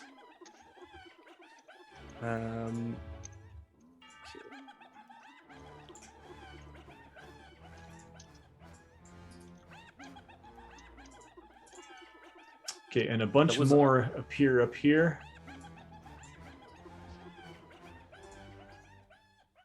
Yeah, that happened to me. I think it was on my last cloak stream where someone critted, and it was they rolled 2 1s, so it was like just minimum. It was minimum damage plus 1 on a crit. Jeez. So has everybody prepared the next character? I'm gonna be a null. You're gonna be like Knowles, yeah. Yeah, like That might Beyonce, Solange. think Knolls are legit my favorite. Like D&D. In other games, in my Arabian Adventures game, I made the Knolls like noble desert nomads. So they weren't. This is in 2nd edition. Before they were like mindless, whatever they Yeah. are now. Yeah. Which is great. Which is great for D&D to create a race that that you can't. You have to kill them because you can't reason with them. But it's I Yeah. don't know. They're basically fiends in 5th edition. They're like Yeah, pretty yeah, much they're like for all yeah. intents and purposes. Like, Yeah. All right. So there you go. So some of them have moved in but can't attack. So there's one next to Hobor. A couple more came down next to the stairs. Whatever. So that's the Havoc Runners. Nightshade. What would you like to do? You're still running. Can't fly. It's cheating. And who cheated because she flew the tiny ones? Not really. They weren't going to make it. They've got short legs. Yeah, that's You're gymnastic-y and flexible and stuff. I'm so. gymnastic-y. The thing Yeah. is, the guy I want. Oh well, I can. If I move like that, I can shoot him. I think. But I usually don't like to move, so I'm not gonna move. And I put on the fog of war so that the pillars, you have cover and stuff. So yeah. So. So you want to? I don't have cover because I have the thingy thing. I was going to say mathematically, even though you get advantage to attack when you don't move, it's probably better for you to move because you're probably good. These guys don't have a great armor class, and you're going to get sneak attack damage on the ones that are next to your friends, Yeah, but even the if you thing don't have is, advantage. So the thing is, if I don't move, I get at least that guy. that's true. You will But- definitely, yeah. This guy here is missing But- most of his hit points. Yeah. And if I move here, and it doesn't matter if it's something is covered for me apparently because I have Yeah, the that's right. Yeah, you have the sharpshooter feat. Yeah. Yeah. So who you shoot? So you're not going to move, and you're going to shoot one of these guys. Which one are you going to shoot? The guy that's next to. I Sir have Arthur? to shoot. I want to shoot the guy behind him, but I can't. So Okay, so which one are you shooting? You want to point him out? the guy, because I can't shoot behind him, right? Yeah, that guy. Um, I can't shoot behind him, right? The guy behind. What do you mean? This guy that's way back This- here? Yeah, the low. No, not him. The low Oh, the guy- HP guy. Yeah, absolutely, you Oh. can. Okay, then I'll shoot him first. Yeah, because in Wait. 5th edition you don't get cover from people, and you have the sharpshooter feat, which allows you to Oh, to wait, shoot a I get guy's to nuts shoot- underneath another guy's I nuts. get to so- shoot twice, and he has very little life. Like you could RoboCop this guy. So if you want to shoot twice, you can shoot him without using sneak attack, and then Yeah. shoot the other guy. For example. Yeah, You then I'll could shoot. RoboCop. Then I'll shoot the guy in front of him first. I will consult. Yeah, you have suffered a psychological trauma. That was the best. Yeah. Excuse me, I have to go somewhere there's a crime. Thank you for saving me. Somewhere a crime is happening. Yeah. RoboCop is like I think the best film ever made. It's just so good. There we have it, right? Yeah. So you're shooting once, so you're not doing sneak attack, right, against the first guy. The first guy is the guy in front of him. Okay, you're gonna shoot him first. Okay, yeah. So you Yeah. hit him for 35 damage. It does not kill him. It's okay. He has low health, right? And then I'll shoot with sneak attack, but normal, no advantage, right? That's right. Yep. Let's do it again. Although technically, yeah. Okay. So it would have been a nice sneak attack. 8 piercing does not kill this guy either. It comes close though. And you're like, man, I should have taken those +2 crossbow bolts because this guy has 2 hit points left. Okay, so Less doesn't make that better, right? well, it does, but you don't have Not them, on the so- damage. I have a bless. Oh no, bless does not increase. Okay. Bless does not increase the damage. No. God damn it. Okay, fine. So that's it for Nightshade. Yep. Since you took 2 shots, you can move. Where are you going? You didn't. So if you're Wait, I can take another shot? no, so whenever you do the aimed shot thing, you can't move, and you can't. It uses your bonus action, which means you can't take a second shot. But if You you're, can move. that's what I'm saying. So you could have just not How long used. can I move? Anyway, yeah, just move your speed. So basically, 40, your first right? shot would have been without advantage, but you still hit and you still do your sneak attack. Yeah, so just move your 40? speed and off you Oh, go. there. And turn off the arrow thing. Okay, Ozier, you are next. What arrow thing? Well, because you had the arrow thing going, that's why you couldn't move. I was measuring. Ozier is still in the air. Yep. All right, so going to glide another 60 feet. Ozier is double jumping. Yep. Gets me to there. And that is my turn. Jesus, he's like flying. It's like one of those attack gliders in World War II. Just we'll get there eventually. Well, at least he's moving, right? So I'm gonna say that you now did your 30 feet. You were 30 feet up and you moved 60 feet. I'm gonna say you're gonna have to make an athletics check to not be on the ground at this point, but not as hard as before. Like you'll need a 10. Can I just automatically fail it and be on the ground? Oh yeah. You can be if you don't mind. You can be on the ground for sure. Yeah. I'm happy I to thought you'd be trying to stay airborne as long as possible so you don't get. No. But yeah. Okay, so Hoot, you're next. Yes. Okay. So I've gone into a rage, obviously, and I want to do something called Call of the Hunt. So basically, until my rage ends, the chosen creatures within 30 feet of me. So that would be Nightshade, Hobor, and hold on a second. I think Sir Arthur might be. Too far. Oh, these are all too far. No. Oh, Okay, well, I'm going to move up here slightly. Yeah, you can move Actually, up. I'm going to move up and attack this guy anyway. But, like, So so- just use it. So just do it now so that you get your friends now. okay, so that's what you guys get. And So I you get get, 5 temporary hit points for doing that. For each creature that accepts. So Sir Arthur and Nightshade and Hobor. So you get 15 temporary hit points. Oh, it did get me. Okay. Oh, Yeah, so she it's moved it, like a multiplicative. Yeah. Yeah, for each 15, friend. Yeah. Okay. Oh. So, in that case, I want to first off reckless attack the guy that's here. This guy. So I'm going to first, with my first attack, I'm going to hit with my +1 vicious break something. I should have done that with advantage. Yep. Sorry. Right. I feel like you haven't. Your raging isn't in there either. Is it not? So I have to add 3. Oh wait, hold on. Sorry. So you're which one are you attacking? You're attacking the one. Yeah, it looks like you went right on top of him again. Yeah, too. sorry. Just there then. So the one here is wounded. You're going to attack a fresh one. A fresh one, yeah. All right. So you hit him for 8 damage plus 3 for your rage is 11. Were you 9, doing Great 10, Weapon 11. Master? No. Reckless attack. Just. Okay. Yeah. So 11 damage. All right. So that was my first attack. So Yes. with my second attack, I want to take my hand off the vicious great axe and use my right hand claw attack.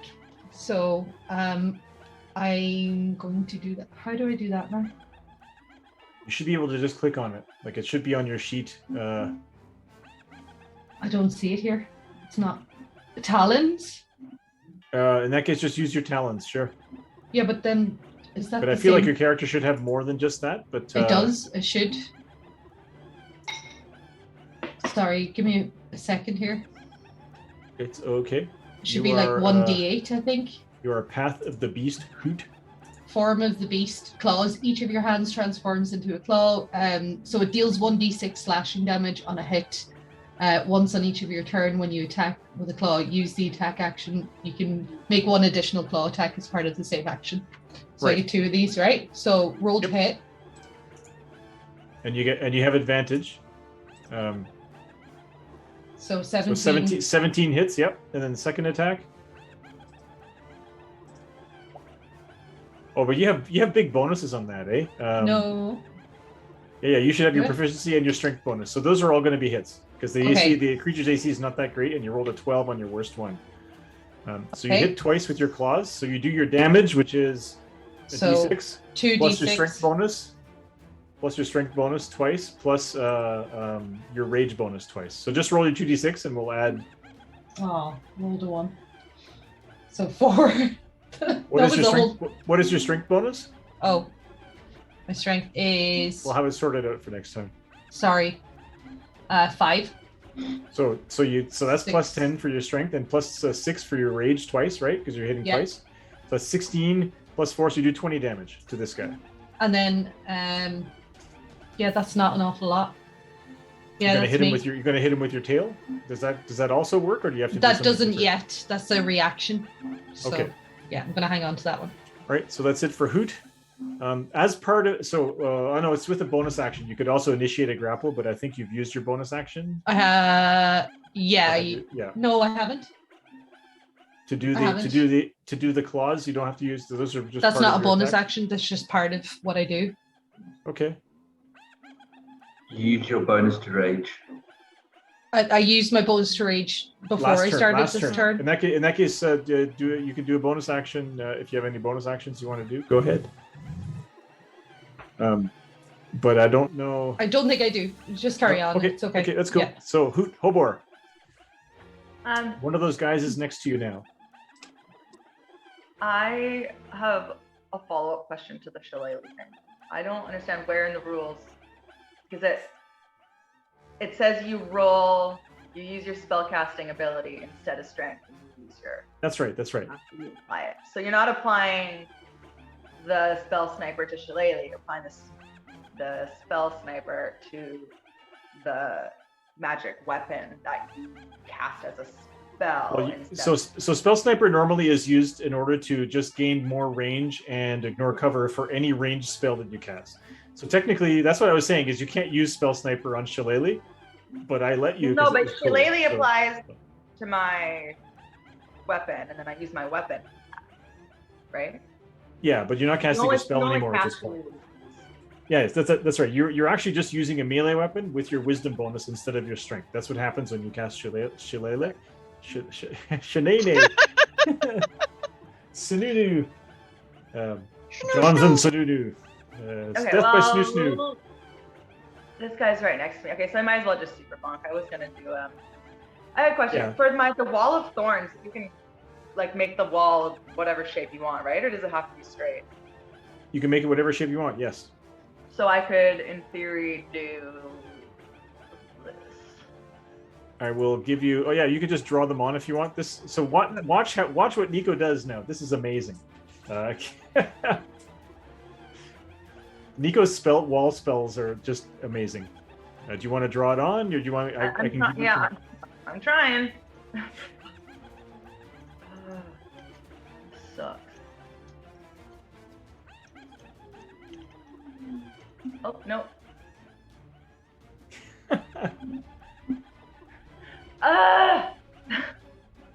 So how many it's feet? So laggy. It's not letting Jesus, me no. do what I want to do.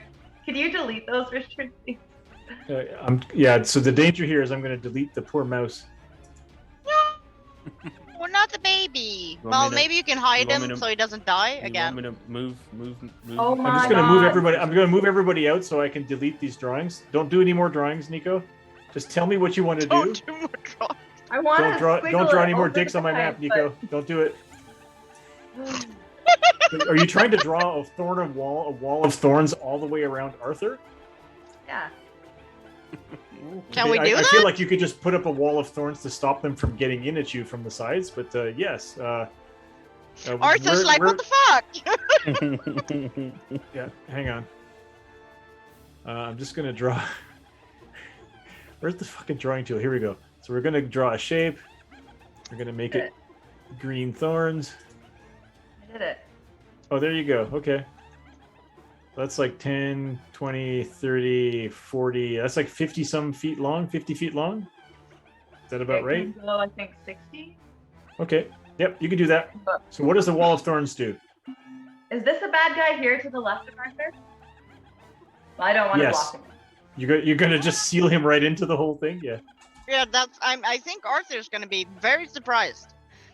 No, I'm not gonna get that. So if he wants to get through, he can. Make the wall 60 feet long, 10 feet high, 5 feet thick. Yeah. They're gonna I grow have to- inside of them? That's interesting. Yeah, it kind of goes.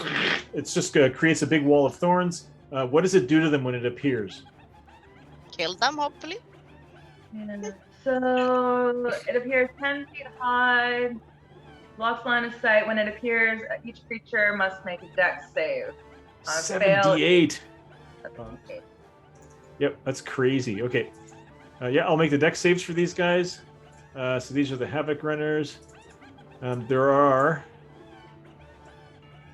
1, 2, 3, 4, 5, 6 of them. I'll just roll them in order, starting from the guy. Shit. Starting from the guy over here. God. Sorry, I'm trying to not draw, and now it's just fucking drawing when I click on stuff. Fuck! So this guy, I'll start with him, and we'll finish with him. So I'm just going to roll d20s. Their dex bonus is a +2. What is your save DC? DC 18, so I have to roll 16s. Slash R, 1, 2, 3, 4, 5, 6, d20. Yeah, that's not a slash. So 10, 11, 3, 9, 6, and 10. So they all failed. So they take Aw. 36 damage each. Okay, yeah. So what does it look like? So your wall of thorns is some kind of a mushroomy thing. So tell me what that looks like. It's gonna burst out of the ground and out of their bodies. Yeah, no, they start just kind of as like a little growth of mushrooms, like a trail on the floor, and then just the spiky mushrooms will just come up. Is it like Alice in Wonderland mushrooms? Yeah, but like a really, really, Uh-oh. really nasty trip. Mm. Lost my camera. Okay, so you killed the 2 that were already wounded are dead. The other ones are just all wounded but not killed. Richard's abandoned us in the abyss. It's Sounds about right. Hyena laughter intensifies. Okay. Nightshade goes into shock. Because of the laughter? Yes. 36 damage, so that's... See, Nightshade's not scared of them. I'm scared of the laughter.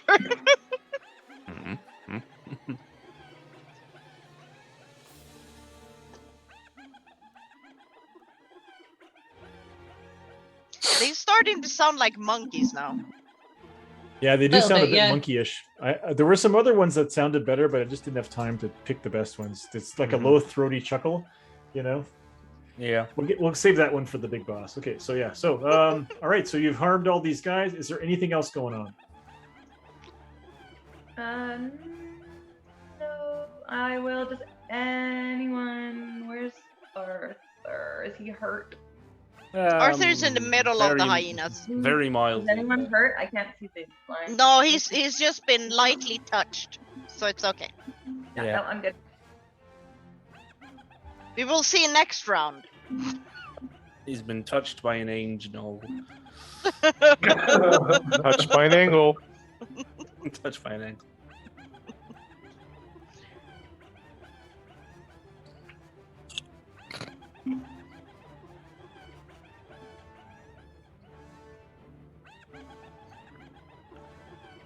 Oh god, I forgot about the dragon. All right. The no fangs of Yinogu, here they come. So these guys, so they were thwarted by the hallucinatory terrain. They wasted a whole turn milling about, and now they're just going to come. I'm just going to move this whole row of them. No, just Wait a second. Just Did let they him move stay out there. of my reach? What's that? Did they move out of my reach? No, this is all the ones that are down yeah, below. those Oh, are the okay. ones who's coming here. The Yeah, big the- group.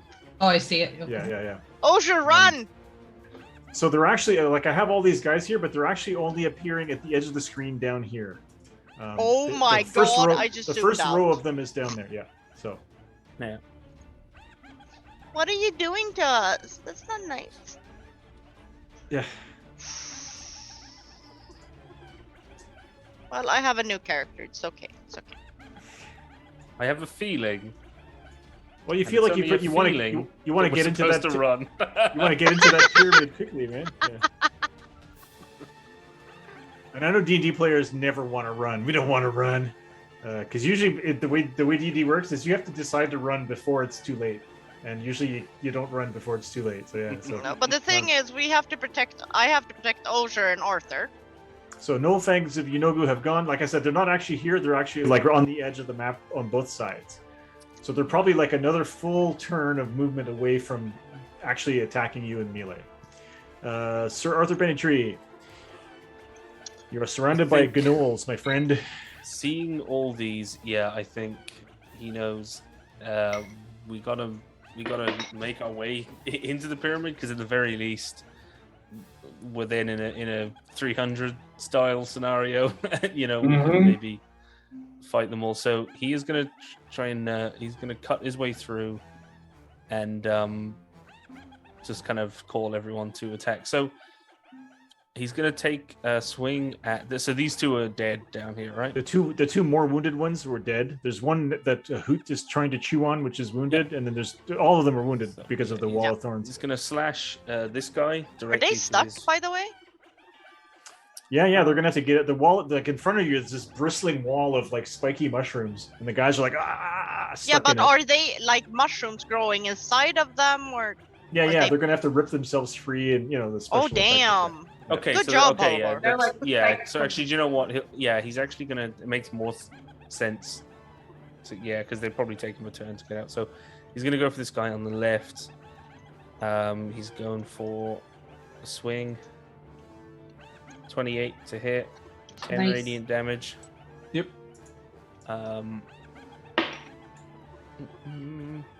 And he's gonna keep it. Have a He's gonna keep grinner. attacking this one until it's dead.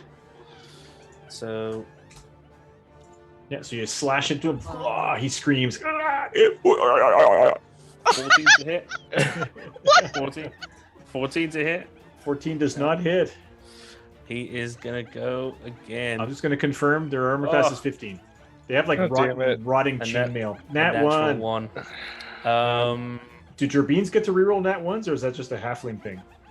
No, that's a halfling they don't, thing. They don't get the. Gerbines are like the halflings of this world, but they don't. Yeah.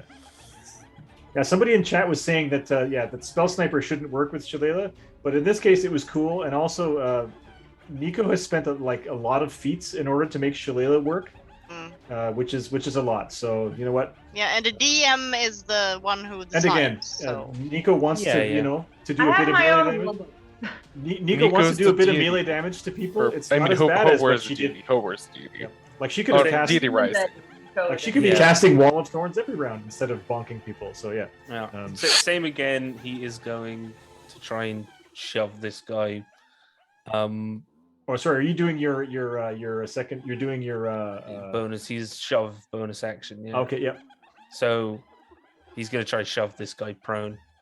Okay. Just as something. So 17 athletics. Okay, Havoc Runner gets to make his strength check. Oh, he has athletics at +5, yeah. 16, you got it. Okay, so he should be prone, and Arthur is actually gonna. Are you action surging? No, he's actually 5'10". He's gonna. Oh no, sorry, I can't move through his space even if he is prone. Well, I thought Gerbines could move through spaces of people that are. Yeah, of course. You're super tiny. You could also move through Hoot, yeah. I also forget about that aspect of it. Oh. So, But doesn't he have a really big shield, 20, though? 25, 30. He's just moving. Now, I think he probably could still get attack of opportunity, but I think it'll be disadvantage because he's prone. Okay. I forgot that Sir Arthur doesn't make light anymore. Okay. Okay, so so these guys are going to get attacks of opportunity, right? Yeah. Yep. Okay. Actually, hang off on that one. Who's going to attack you too? No, I've got the Sentinel feat. So, what does that stop people from making attacks of opportunity if they are creatures provoke opportunity attacks from you, even if they take the disengage action before you leaving your reach. When a creature within 5 feet of you makes an attack against a target other than you, and the target does not have this feat, you can use your reaction to make a melee weapon attack against the attacking creature. Right. That's where if you both have the feat, you're not allowed to use it, and they only did that because they didn't want people to abuse the rules. And I know Sir Arthur has a feat, an ability that's similar, but it's not the same. So go ahead and attack. Go ahead and attack your guy. And the DM has the last say. Yeah. And also, people in the chat, if they were noticing that Michaela's character was using the great axe and the claws in the same turn, that's because the owls can use their talons. Yep. They're natural weapons. So she's using the great axe, but also the talons to attack with the barbarian ability that she has. 19 to hit. Yep, and you hit for 12 damage. Yeah. Oh, so close. You injure him. Yeah. You're like, so the other two, but does it stop him from making the attack, or no? He made the attack. You just got to hit him afterwards. Yeah. So these guys are going to attack you one time each with advantage. Do I still have advantage? Attack me or attack Sir Arthur? Sir Arthur. Sir Arthur. Okay. Nat 20 for 16 damage. Shit. Reduced to 13 because of your armor. Yeah. The other one, 18 AC 18. Nope. And AC Nat 20 again for 8 no. damage. Reduced to 5. Okay, so Richard cheesing. okay. Yep. I'm cheesing. Cheating. 5 temp hit points. I don't know why it's why is it not letting me? The 10 hit points are not appearing. No. It won't let me. Like I'm typing in the. I have to go into my cheat. It won't let me. Oh no, it is. It's weird. It's like not updating the hit points. Yeah, Nowadays. Roll20 is weird today. Sorry, yeah, I think it's just updating or something. So yeah, it's all good. It didn't take too much. Thanks. Right, so that's it. Points. Yeah, so you kind of run away, and you notice up ahead the stairs just lead to blank stone. There seems to be no entrance to the pyramid here. Like the roof of the building goes right up against. It stops, and there's a space between the roof and the pyramid. There's just no door. There's nothing there. So you realize you might have to start looking for a door in order to find your way in. Can't we detect magic? Arthur? Well, detect something. Yes, there are many ways to find doors. Oh, Sai. sure. Ozer's still running across the dusty road. Okay, there's like white feathers falling. Yeah. So Sai, what you doing? Okay. Sorry if it took so long to get to you. No worries. Sir Arthur, did you forget about Call of the Hunt as well? Just to let everybody know that. 15. Does that allow everyone to do an extra d6 damage when they hit? Yeah, it does. Once per turn or once Yeah. per? Everyone? The ones that I chose that were around me. I forgot. I was just thinking of the 10 hit points. So roll 1d6 against the guy that who didn't quite kill. If you roll a 5 or a 6, Jesus. Sorry. I tried. Anyway, sorry to cut it. You know what? That's fine, because then we'd have to go through like he wouldn't have been alive, so he wouldn't have hit. Yeah. Me. You roll a d6 because you also hit one time. Oh no, you don't get that. It's everybody. No, else. I don't get it. I just get 10 hit points. Okay. Okay, so I'm leveling with you, and by leveling with you, I mean I'm trying to bargain. I am always respecting the hustle. I have 50 feet of movement speed. Yep. If I spend 55 feet, I can make it right here, and because I already wait, that's the wrong person. Sorry. Okay, so if I spend 65 feet, so if I spend 1.25 times my movement speed. No, that's a lie. It'd be one. I don't know math. I'm not a scientist. I'm not math. It would anyway. It would be 1.3. 15 out of If you're willing to use your bonus action to do a wing flap, I'll let you do it without having to well, make any but here's the thing. I'm already 45 feet elevated, right? See. Oh yeah. Here. So give me an athletics check, not too hard, and I'll let you. You can just zoom down in there at a speed of 60. Didn't he suck at athletics? Don't worry about it. Shut your mouth. 60 feet is still not enough. Shut your mouth. Okay, so oh my God. I'll spend a key point. Fucking hell. I'm sorry. I just wanted to be cool. I wanted to land and beat the shit out of this guy, but I'll land So you can use a bonus action or a key point in order to just do like a dive and just get in. Well, I have to use a bonus action to use the key point, or it's a both and. It's both and. So I'll use that so I can move. God, what's going on here? Anyway, I'll fly under the roof. I'll zip under and I'll land, and then I'll just do my 2 attacks on this guy. So Sai comes flying in, beautiful, graceful. The wings open up, and Sai comes in, both feet ahead, and attacks this dude who's on the stairs. There's two more. There's 2 more here. I don't know if you can see them because of the. I can see them. But I imagine with Fog of War, you might not have seen them. Richard, are you reading the Zoom chat? From Nightshade. No, up. The Zoom chat. We need to call it after this round because there's power issues in South Africa. Yeah. So I was going to say we should probably call it because the as soon as the dragon goes again. Oh no, that's a really long time for. Excuse me.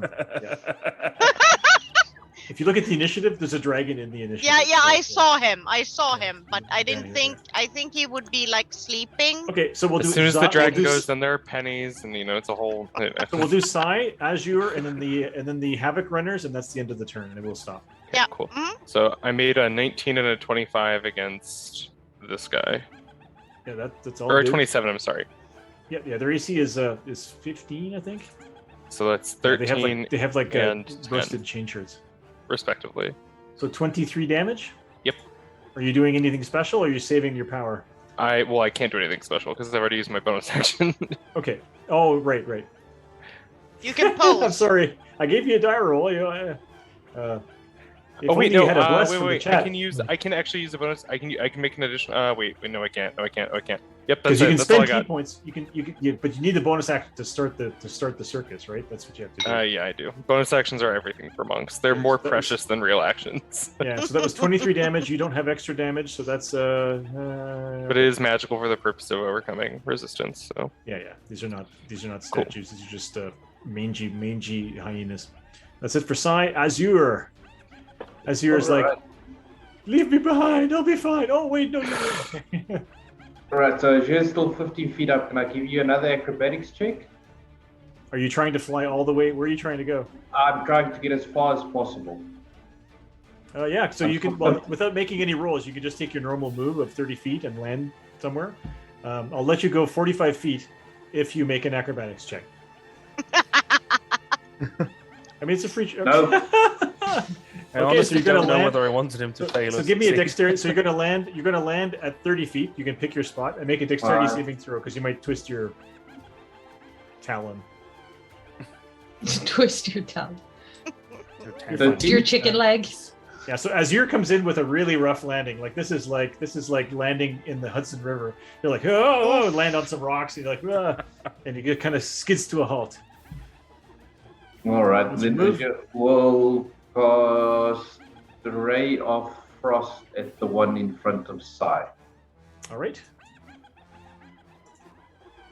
15 hits. Yep, 15 hits. 14 gold. Cool. Does it do anything? Is Ray of Frost the one that also does other stuff, or no? Right? Yeah, 10-foot status penalty to move. Yeah, that's nothing. Okay. All right. Yeah. So you freeze him up a little bit. There you go. And that is his turn. All right. And now the Havoc Runners get to go. All these guys. So the guys that are stuck in the Thorns? thorns, do they take damage at the start of their turn? I hope not. That would No, suck. if they end it there, but they need to use, okay, for every 1 foot a creature moves through the wall, it must spend 4 feet of movement. Yeah. So they have to. It's quadruple movement. Wall of stone. No, wall of thorns. So quadruple. Well, they're just going to move out of it. Yeah. So this guy's going to be like. Do they lose limbs or something? That would be fun. It's, the effect is that they're reduced in movement because they're Stuck. they're They're stuck. stuck, Yeah. yeah. So yeah.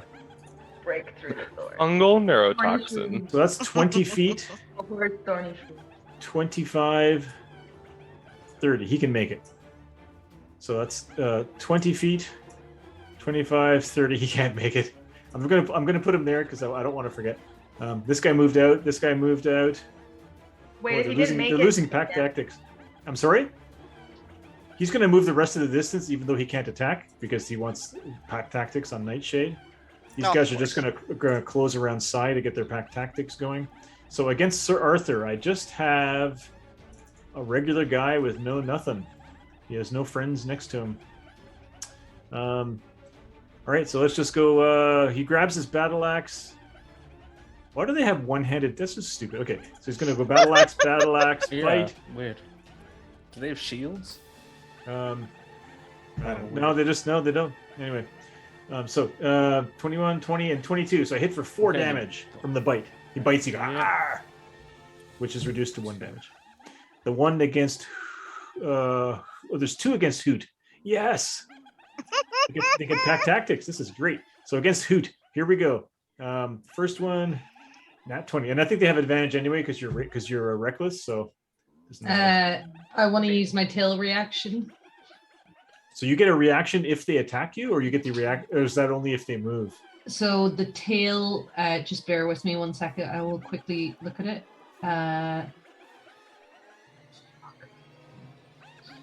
Quickly. Bestial soul, there it is. So the... No, that's not the right one either. So again, I feel like the special effect shouldn't be a tail. It should just be like a bite or something, because you're channeling the forest prowler, which is not a thing with a scorpion tail. But fine. Now you're being negative. I know. Sorry, just bear with me 1 second. Form of the beast, that's what I was looking at. Tail, you grow a lashing spiny tail, which deals 1d8 piercing damage on a hit and has the reach property. If a creature you can see within 10 feet of you hits you with an attack roll, you can use your reaction to swipe your tail and roll a d8, applying a bonus to your AC equal to the number rolled, Well, that's not very clear. No. It's quite clear. potentially So causing the attack to miss you. yeah, that's cool. So the first swing was a nat 20. Probably So don't does want to that- use it on. Don't want to use it on that one. The next one is an AC 20. Okay, so I'll go for the AC 21 then. Yeah. So- What is your normal AC? Oh, crap. Never mind. So your tail comes out and tries to stop the blow, and it doesn't work. Yeah. Okay. So you get hit. So the crit gets you for 7 damage, which is reduced to 3 because you're raging. And then the next one, AC 20, hits you for 9, which is reduced to 4, so that's a total of 7. The next one hits you for 6, which is reduced to 3, so it's a total of 10 damage from the first guy who attacked you 3 times. And then the next one will attack you 3 times. AC 16. I think can I also 16, use my reaction here too, or you only it's a get to take a different guy? reaction once. You only get to use a reaction once per turn. Okay, go for it. So AC 16, 15, I think hits you. Yeah, hits. So you take 4, 7, and 4. So that's 4. That's 2 plus 3 is 5 plus 2. You take 7 more damage total from these attacks, and that's it for you. 3 guys against Sai.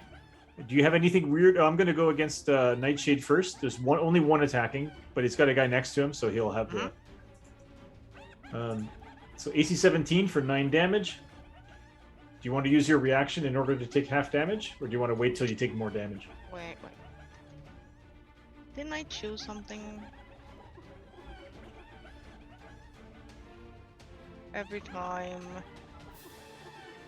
That was just looking at the opportunistic thief. Oh yeah, that's right. You could rip this guy off. Well, if they miss you. But it's only AC if he misses 17, me. AC 22 and AC 15. Yeah, I have 16, so Okay, one. so the last one will miss you. So you take 9 damage from the first one. Do you use your reaction to take less damage? Because you can, as a thief, you can use your reaction to take half damage from. Yeah, I can do that. So you'll take instead of taking 9, you'll take 4 damage. Yeah. And then the next attack hits you for 10 damage. And then the last attack misses you. Oh, you said 15 and I have 16. Well, the last attack, as I said, the last attack misses you. There were 3 attacks. Yeah, okay. 19, And then 22 and 15. And because you use your reaction to take less damage, you don't get to use Opportunistic Thief because it uses your reaction. Oh, damn. It looks You like they don't have cheated much me. to steal anyway. I know. I totally led you into that trap. Okay, Sai. So minus 22. 126. Yeah, thank you. All right, so Sai, we have 3 guys coming in with advantage, attacking 3 times each. So here we go. 1, 2, 3. I did 3 battle axe attacks. Why not? What is your armor class? 21.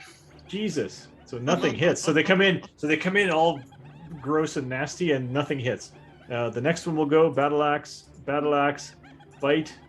Wow. And the final one, battle axe. That's a hit for 8 damage, and a bite for 8 damage again. Okay, gotcha. Cool. Slashing damage and piercing damage. You took a total of 16. Yeah. I also used my reaction to do the floors on this guy when he had entered my 10-foot Yes. floor radius. It's going to be 2d10. Is it the d10s now? 1d10, 2d, yeah. And as we said before, I'm not going to give a saving throw because the damage is so inconsequential. So yeah, 12 damage. Boom. Down to... Okay, yep. He's not dead, but he's badly hurt. Good. These guys are like covered in mushrooms and it's really gross. And, they seem to be somewhat undead or they seem to be fiendish anyway. Yeah. So, Hobor is living and I'm home now, right? Yeah. So Ben, I should have mentioned that they seem to be fiendish, which means you probably would have been doing more damage with your sword. He's not a. So next week, that's what we'll do. But I think the. Oh yeah, now I'm trying to remember. It's the Sunblade. Is it just? I think it might just be undead. Oh, okay. I don't think it works like Smite. I'll double check, but I think it would.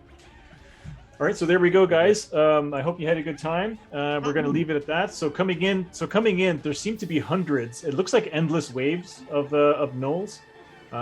If you played in my one shot that I ran for the Tuesday game, the gnolls that are coming in waves probably only have 1 hit point each. Thank God. But if they save against the spell, they take no damage. So that's they're What? like 4th edition. They're like 4th edition minions. Oh, come on. Yeah. Osier can't do anything? Oh, I can do a lot. Osier can. Well, no, it just means you'll kill half of them without having to do any math. Yeah. So. Yeah. With an area effect spell, it's just to represent like an endless swarm of these guys. So clearly the goal is to try to find a way into the pyramid. And Sir Arthur, you can yell back, Osier, as you come into range, Sir Arthur's like, there is no door. There is no door. Hobor. There is no Hobor. Yeah. I'm planning on running straight past Sir Arthur all the way to the edge of this thing and looking for a way in. Yeah. I stand my ground, I die. I Ugh. try to notice, retreat, guys- I die. Again. So you'll notice, guys, like I said, you're gonna have to search for the door or search for the way to open it. I put a progress wheel down here, which is basically taken from Blaze in the Dark.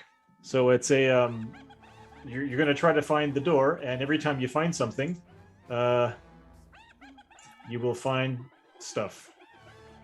We get a lot of Friends, loot. find I'm so something, happy. find And so you could sorry, you will make progress towards opening the door to get into the temple. So Oh, disappointed. yeah, so it's a progress clock basically. All right, so there you go, guys. So I guess unless anyone has anything else to say, good night, and thank you for indulging our craziness. Yep. And until 2 weeks from now, next game Till that the Penny Dragon is doing is Sunday 7 p.m. Be there or Yep. be square. Yep. Cheers. Bye bye. Bye. Goodbye.